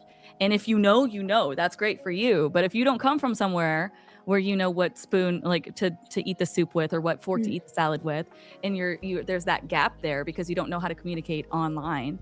You know, you're behind. It's that starting point where somebody else has an advantage over you, and like maybe it could be anything from moderation to crafting an email. But yeah, so like that's something that I've been working on that I feel like would be a good change, because it's something that I've struggled with a lot, you know, in the past, is like finding out how to be online, how to type, how to what I like typing things out and deleting it and then typing it again and being like, should I add an exclamation point here? Does this sound over eager? Like, wait a minute, is that where an emoji would go? Hold on, you know.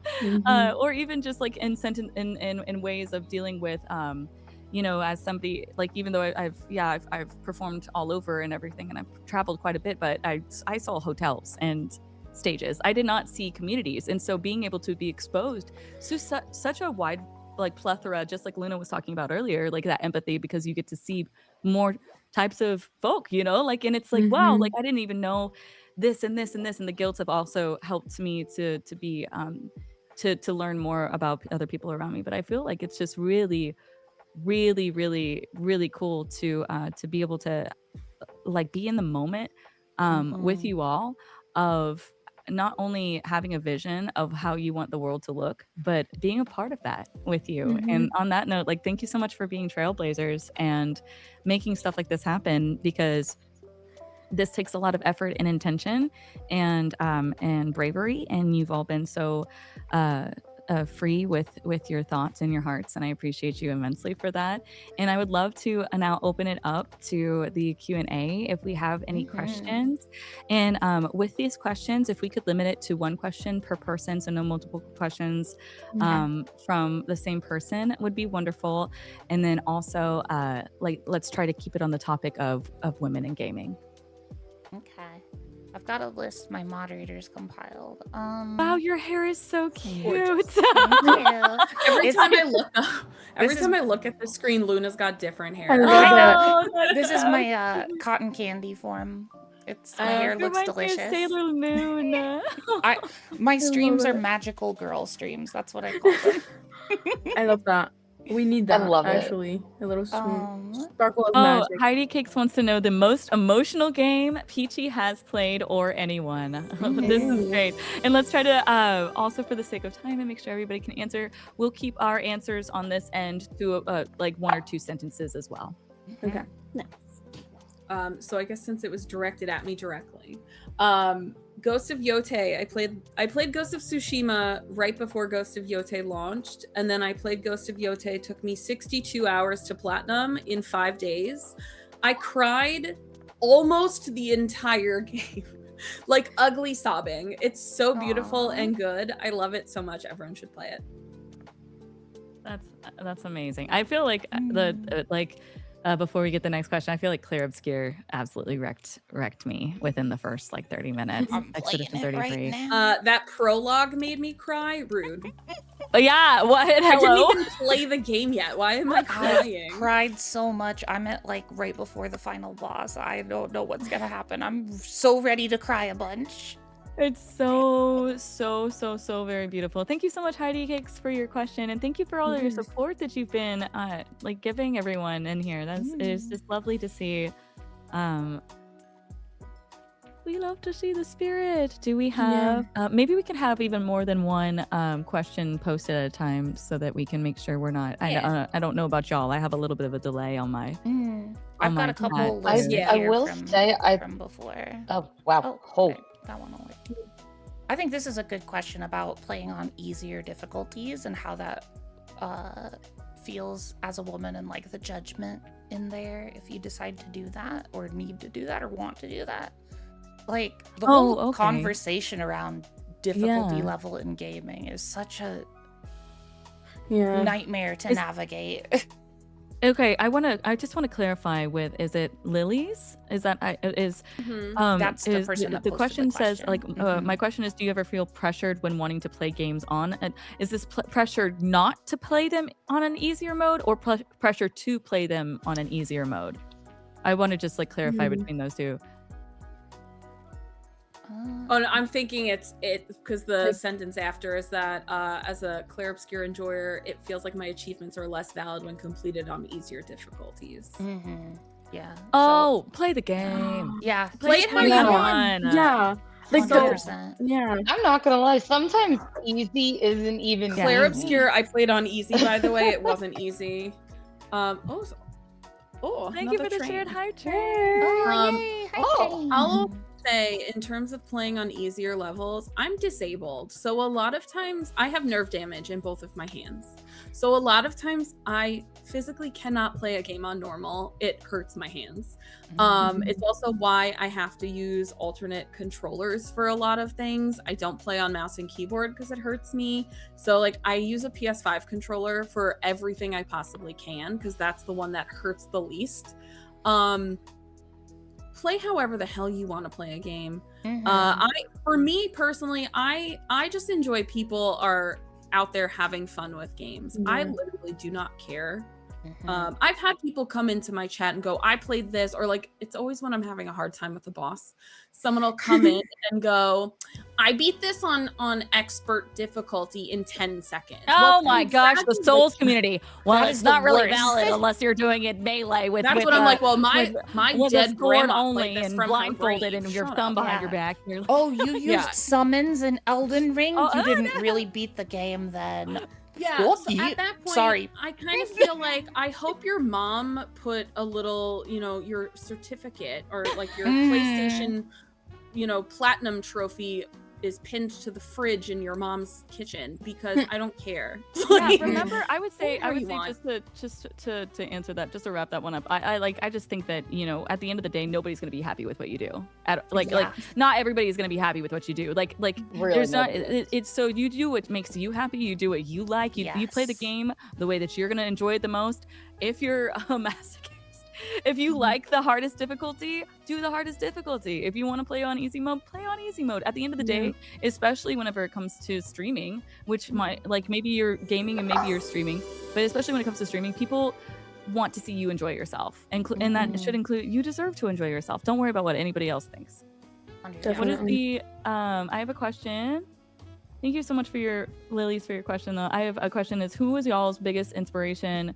Who's someone that spoke to your soul and you felt inspired to start doing gaming or other? Wow, thank you so much for the hype train. I would give this one. Let's give this one to Kat. Kat, you were talking about having inspiration before. Who is your biggest inspiration? Somebody that spoke to your soul and you felt inspired to start doing cool things.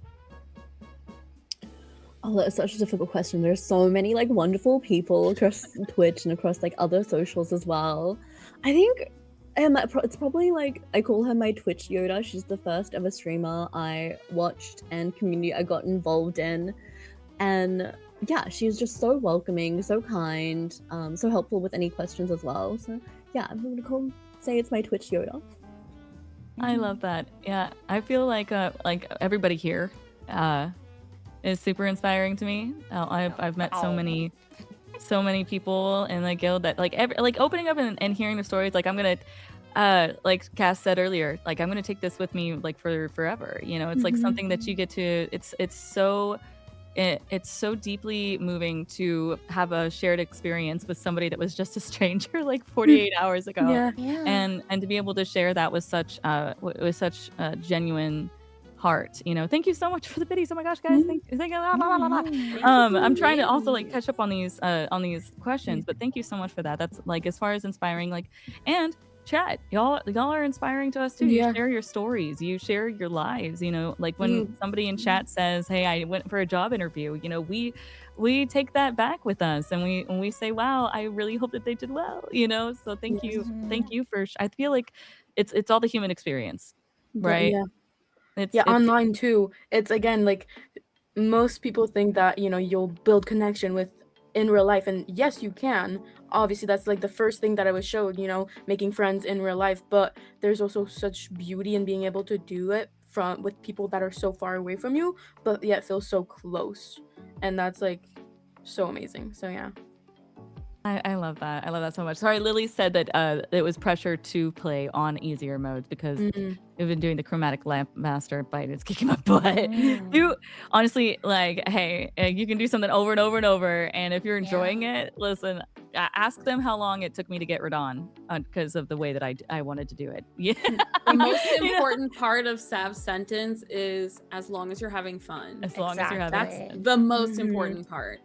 1000%. And then A Cakes, my wife, asked, how has your experience on Twitch changed when you were on the Women's Guild? I'd love to hear from who is the newest guildie here. I just joined within the last year. I don't know. Me too. Okay. Yeah. I joined in the last year also. Yeah. Okay. Awesome. We're all new. I would love to. I was the first we're wave all of new. affiliates. Let's do this because this is important. This is a TWD event. I'd love to hear like a sentence from everyone. So starting with Luna. Luna, what is how is your experience on Twitch changed from you know the Twith Carrie's Carrie. yeah. How has your experience on Twith changed since joining the Women's Guild? I just like it's gonna sound cheesy, but like it's cool to be part of a community. Like literally it's a community, like a Discord community, and like there's always hacking stuff going on in there. And I'm new, and it's kind of overwhelming how much is going on in there, but it's like anytime I want to dip my toe in, there's always something I can do, which is how I ended up here. I almost was like, oh, I'm too small to participate in this. I don't need to. I shouldn't say I'm interested.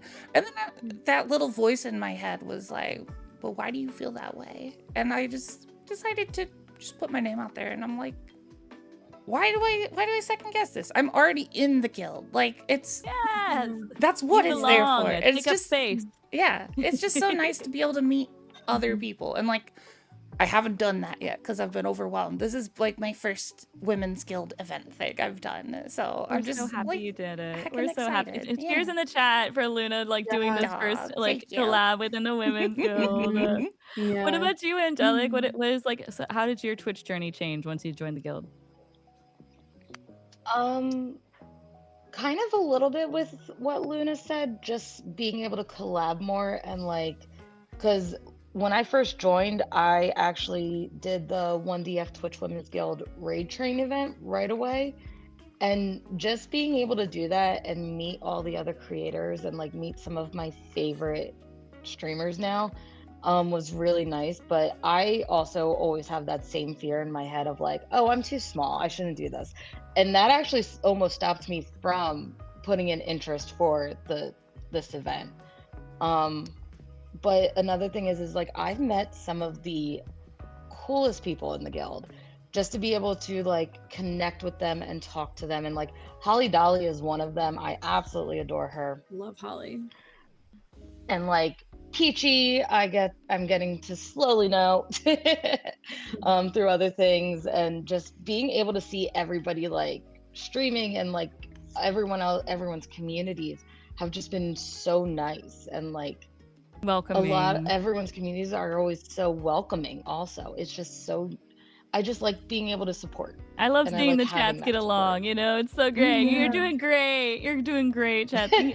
And yeah, like AK says, no one is ever too small. There's no such thing as too small. And Peachy, what about you? How has life changed on the Twitch? Right before the Twitch Women's Guild, right before the guilds launched, and they mentioned them at TwitchCon that year. I think it was TwitchCon Vegas, right? Mhm. I was actually making plans to quit streaming. And I was like, oh, this sounds so cool. Because the one thing I was missing, I had my own community, my own regulars, but the thing I was missing was a community of streamers. Because I play single player games, I didn't have anyone to be like, hey, is this weird? Because I didn't have other streamers to talk to. So I was like, you know what? I'll apply for the guild. I won't get in because I'm a baby streamer and no one cares. And then I got in and I was like, that's a sign that I'm meant to be here. There's still something I gotta do. So I started talking. Thankfully, I joined when there weren't that many people, so it wasn't as overwhelming as it is now. But I got to get to know people. I completely shifted my content, which I talked about earlier. But like, having a community of people who get the behind the scenes crap, like people only see you for a couple of hours in front of the screen. We're putting so many more hours on the back end that no one sees. And like having a community of women who understand where I'm coming from, who see it, I'm like, okay, I'm like running myself into the ground. And like no one is seeing that because they're just seeing the end result, the production. Yeah. You know, they're seeing the play, they're not seeing all of the rehearsals in the background. So having that completely, and being able to bounce ideas off of people, completely like rewired my brain. The community just like, oh, I'm so glad that you didn't stop streaming. Because I was literally like you here from quitting, and I ended up getting in, and I rebranded like 2 days before I got into the guild. Wow. Oh, I love that. That's amazing. I love everybody's stories are so different. What about you? What about you, Kat? I think what feels most different being in the guild and being not, although like it's like, I guess, uncouth or unpar to say, I feel like it does feel validating. Like you should get I'm all about, get your validation from within, everything like that. But it does feel validating to be part of a group, and it helps you feel like there's always that level of backing and acceptance from a strong base of women behind you. Like, yeah, I feel like when you're doing things as a creator, as a gamer, whatever you want to call yourself, I think it's a little hard to explain to other people. And I guess just with any job, like you're questioning yourself. You're like, what am I doing? Is this valid? Is this something I really want to take to a career, or where to go? And having, I guess it's like a union. The Twitch Women's Guild is kind of like a union. If I had to parallel it to like the outside world, it feels nice to know that you have a group that is advocating for you at all times, and you can come to them whenever you need anything. And yeah, it's just validating, and it's nice. Sometimes it's just nice to be validated. I love that so much. That's true. I feel this. I agree with every single one of y'all. What about you, Cass? How has your Twitch experience changed since joining the guild? I think I joined the guild really a year ago, and I'm just starting to be comfortable in talking about things and really like wanting to be a part of an amazing group of women, mostly because I overthink a lot, and that overthinking most of the time stops me from doing things that are scary. And like when I clicked and said that I was interested a little bit ago for this amazing event, I was like, I want to be able to not shy away, and I think it's so easier said than done, right? And I really wanted to be able to look back on things and not regret again, like, because I feel like you only live once. I feel like I say this so many times, but I think being a part of the Twitch Women's Guild, although yes, I'm only just starting to be comfortable in speaking and being like wanting to be a part of something. I mean, I've always wanted to be a part of a group of amazing women who uplifts each other instead of being, of the opposite.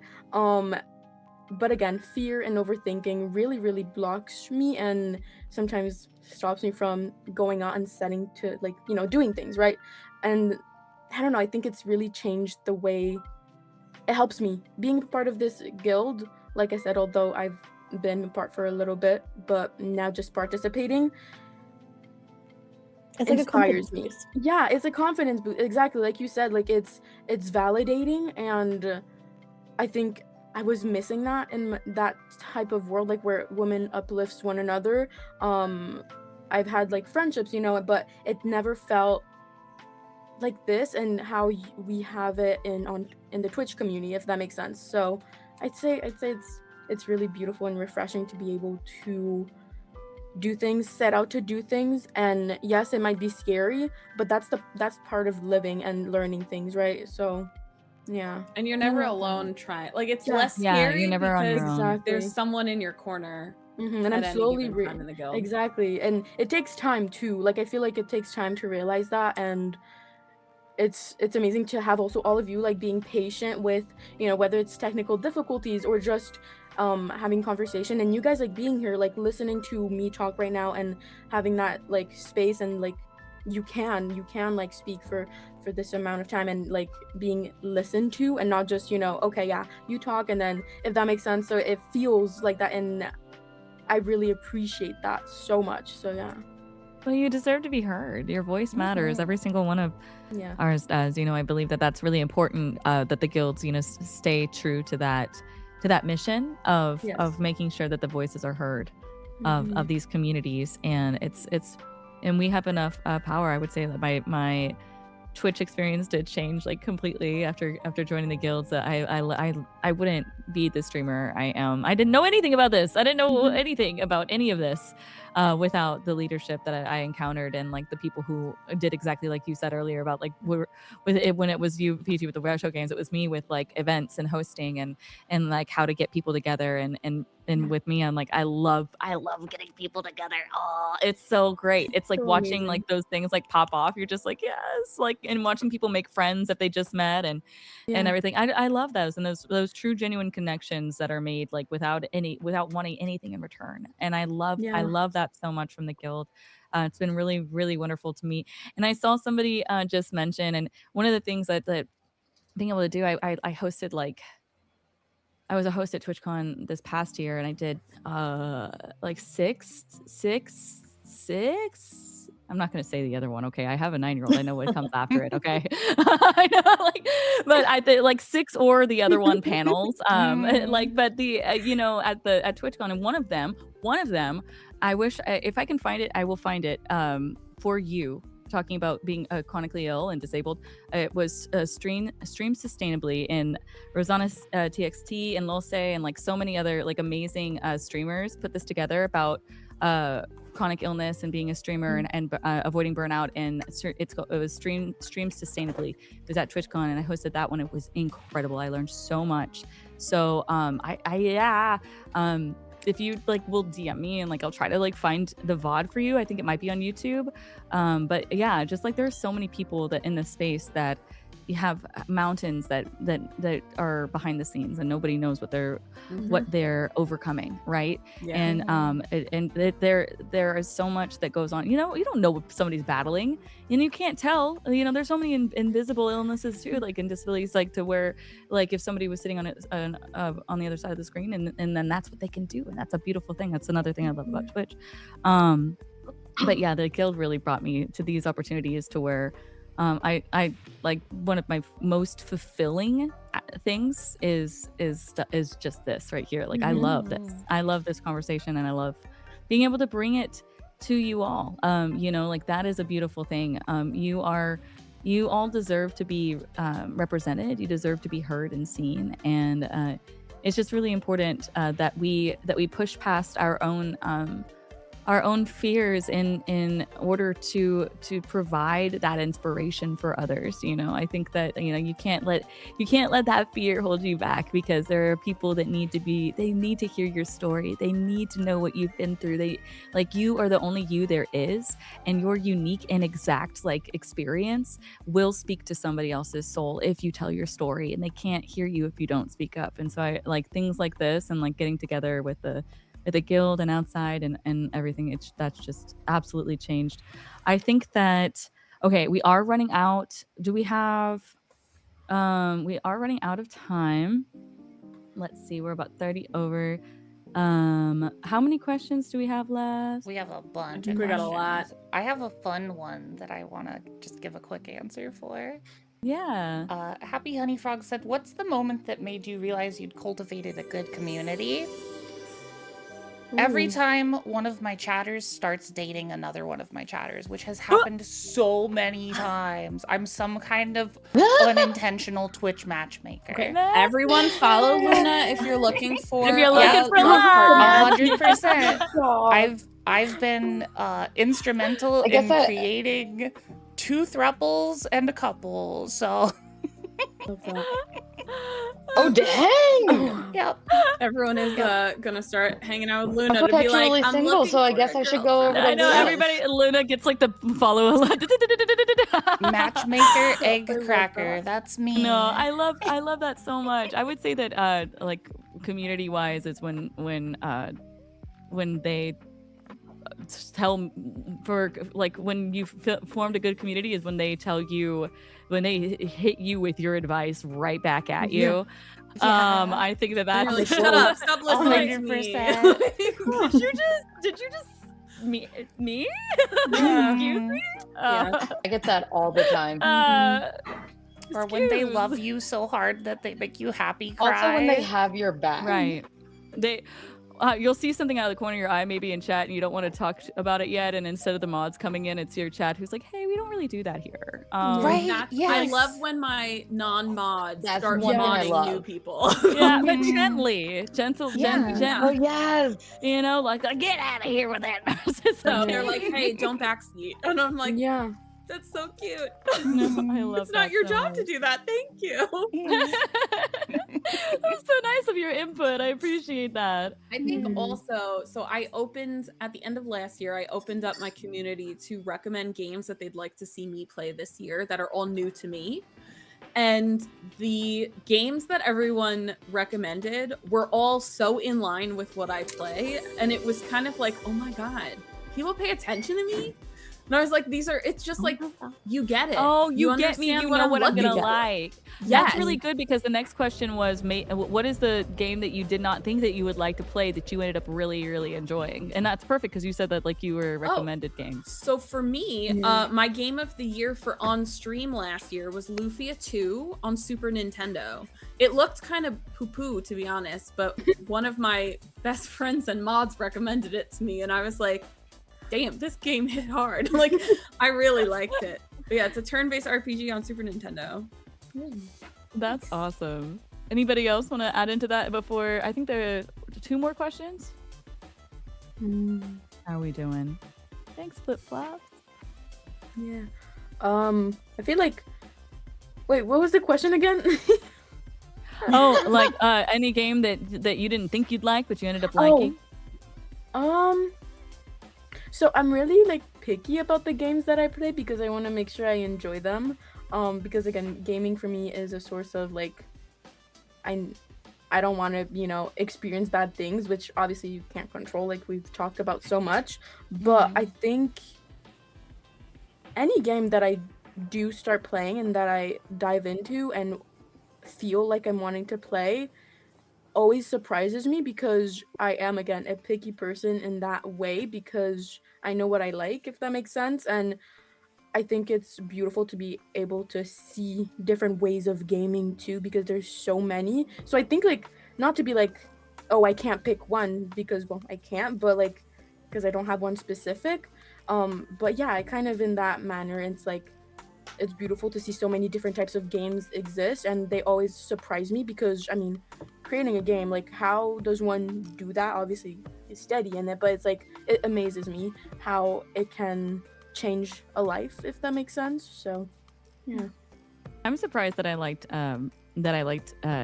the combat style of Hades. I'm a big like mythology girly, but like I had never played anything that was like click click click click click click click click, you know, like I was like what? The art in that game though. Yeah, and the I love acting. Hades so much.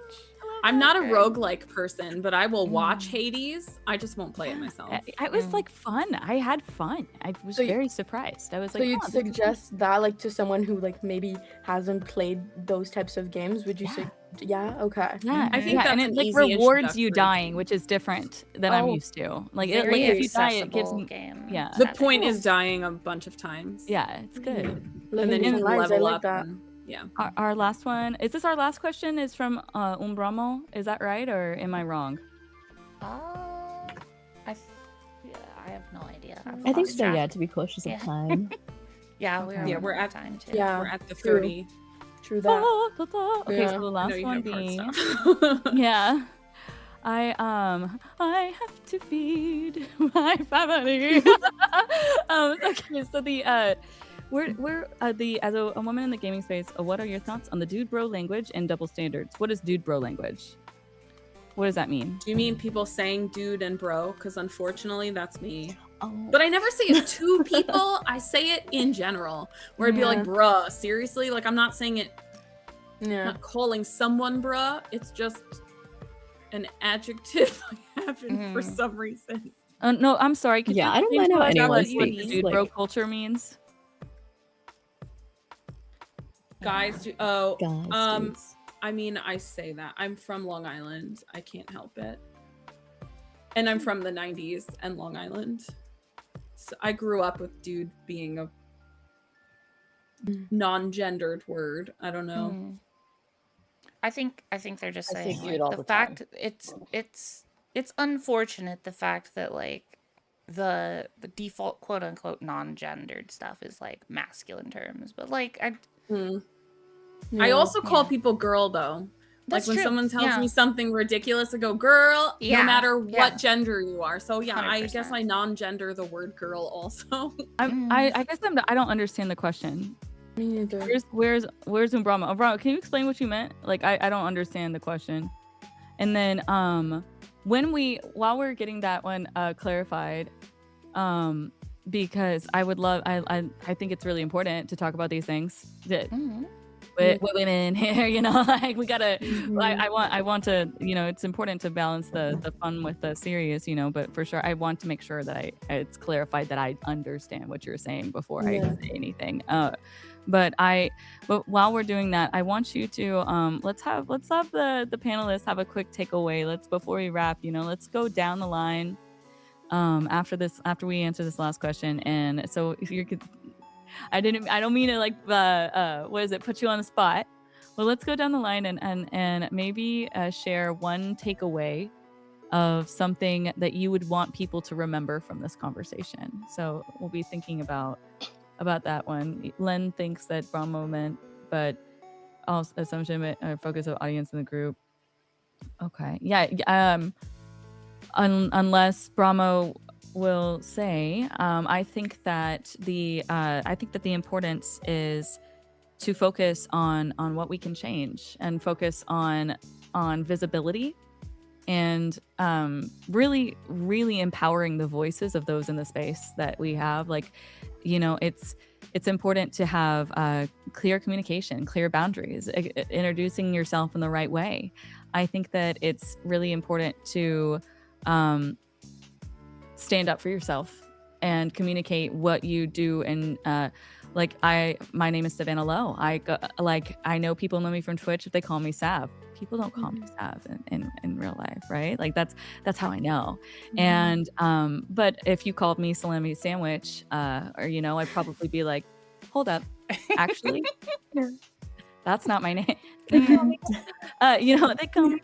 They basically, I like what I'm trying to say is if like be the change, do the things that you want to see in the environment that you're going to be in, because whether you're in gaming, whether you're in computer science, whether you're in sports, whether you're in medicine, if you are in a male dominated field, things are going to default to that. That is the reality. So if you're asking our thoughts on that, I would say change the way that you approach things and bring that presence with you by using clear and effective communication. And if somebody refers to you as dude, correct them.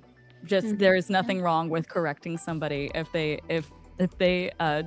call you something that you want to be called. Don't call me salami sandwich. I don't know about that. I do y'all. Mine is a y'all. I'm Texan. I'm gonna everybody's y'all. Y'all. Y'all. I live in Georgia now, and I have adopted y'all, just because it's really cute. But yeah, if I ever say dude and someone is like, don't say that to me, and I'm like, I won't then. Yeah. It's part of my speech. Like I said, I grew up I was a kid in the 90s, and I'm from Long Island, which is where dude freaking came from. Like Long Island speak is just terrible, and I can't get rid of it. But if you tell me you don't like being addressed by something, and just say it, and I'll never do it again. Like, to you. Like, that's it. It'll just be deleted for you. I never call anyone dude. Like, I never call anyone specifically those things. It's kind of like I just say the word. I think the big takeaway there is that communication is important. And like, if somebody isn't willing to be like, oh, you don't like that? Fine, that's fine. Then that's a person you probably don't want to talk to anyway. So yeah. And to go full circle, it all talks about boundaries. Everybody is different. The things that they expect, the things that they will tolerate. Angelic was like, you can call me whatever, you can call me Angelic, you can call me Try, you can call me Short, just don't call me past my bedtime. Right? Yeah. No, but seriously, I do enjoy all the different perspectives. I could talk to you all day. Yeah, no, but Sav's family's hungry. Yes, I have to wrap. I have to wrap. So before we wrap, my thing that I'm taking away: fish bullies each other. Fish bully each other. Okay, I'm done. Stop. Fish bully each other. Oh my gosh! If you could have share one takeaway of something that you want people to remember from this conversation, and Kat, please go. Oh, one takeaway, I think it is that there are women and people of many shapes, lifestyles, capabilities, and if you're not seeing something, you're not seeing yourself represented somewhere, you can create and cultivate that space for yourself, or you can help cultivate that in a space where you feel comfortable. Be the change. Like, you can't be what you can't see, so if you can't see it, then go ahead and be. Clip it. Clip it. I love it. Clip it and ship it. And Kat, what about you? What is it? If you could have one takeaway? Oh boy, just one. No. I think being able to talk and speak. I think I've said that a lot, but I think it's important to be able to sit down with a group of people and say what you prefer, have conversation, listen to other people talking about what they love to do and what games they love to do. I might not always have that preference for me, but there is such importance in being open-minded, and I always say never forget to bloom with kindness and flourish with mindfulness, because that is something that's helped me being able to connect with others and understand others and not shy away from it. So I'd say that. Beautiful takeaways to connect, to keep an open mind so you can make those genuine connections and try things that you might not have and find your voice that way. That's beautiful. Thank you, Cass. What about you, Peachy? I think I'm gonna piggyback a little bit off of Kat. in terms of when you don't see yourself represented, opportunities do not land in our laps. If you see something that seems cool, but for some reason you're not invited to the party, do it your damn self. No one is stopping you from creating your own opportunities. And sometimes, especially in any male-dominated, I'm talking professional, on anything, opportunities aren't there for you. Make an opportunity for yourself. Invite other marginalized people to those things. That's how we uplift each other. We make our own events, our own opportunities, and then we invite our friends and lift them up too. So I feel Build the table. That's been my big goal for this. I try to set a goal for something that I'm like, I need to be better at this. So that was my goal for this year, was to create opportunities and start. amazing. So I actually started. I have a raid train that I completely did by myself starting next Let's weekend. go. For women in the retro space. So. And as these amazing creators are sharing their takeaways, let's get some shout outs in the chat so we can make sure that everybody is following. And also it was pointed out that if you click on the shared chat at the top of the chat where it says shared chat and it's pinned, you can also click on follow all as well. But it is important. Let's get those shout outs in the chat so people can see the links and everything as well, because these are amazing creators. They have a lot going on, so much that we could literally go all day with these incredible creators. And speaking of no bullying fish, Angelic, what's a one takeaway? What's one takeaway? That's not mine. For me, it was really a lot of that fact that it's okay to set those boundaries with your community and with your chat, but also, bullying fish, no. But also just being allowed to ban people that encroach on your peace. That's an excellent one. That is an excellent one. Thank you so much for sharing that. Boundaries are so important. And Luna, what would your takeaway be? My takeaway is women are powerful, and the world is trying to tell us that we're not and hold us back, and they can't actually do it. They can't. We will do what we want to accomplish. Don't let it affect your mind. Don't let it mentally push you down. They're trying to, but you're in control of yourself. You are in control of what you do or don't do. It's your space. Try to accomplish or go for. Yes. The worst that's gonna happen if you try something and fail is you get to try another thing, and it's okay.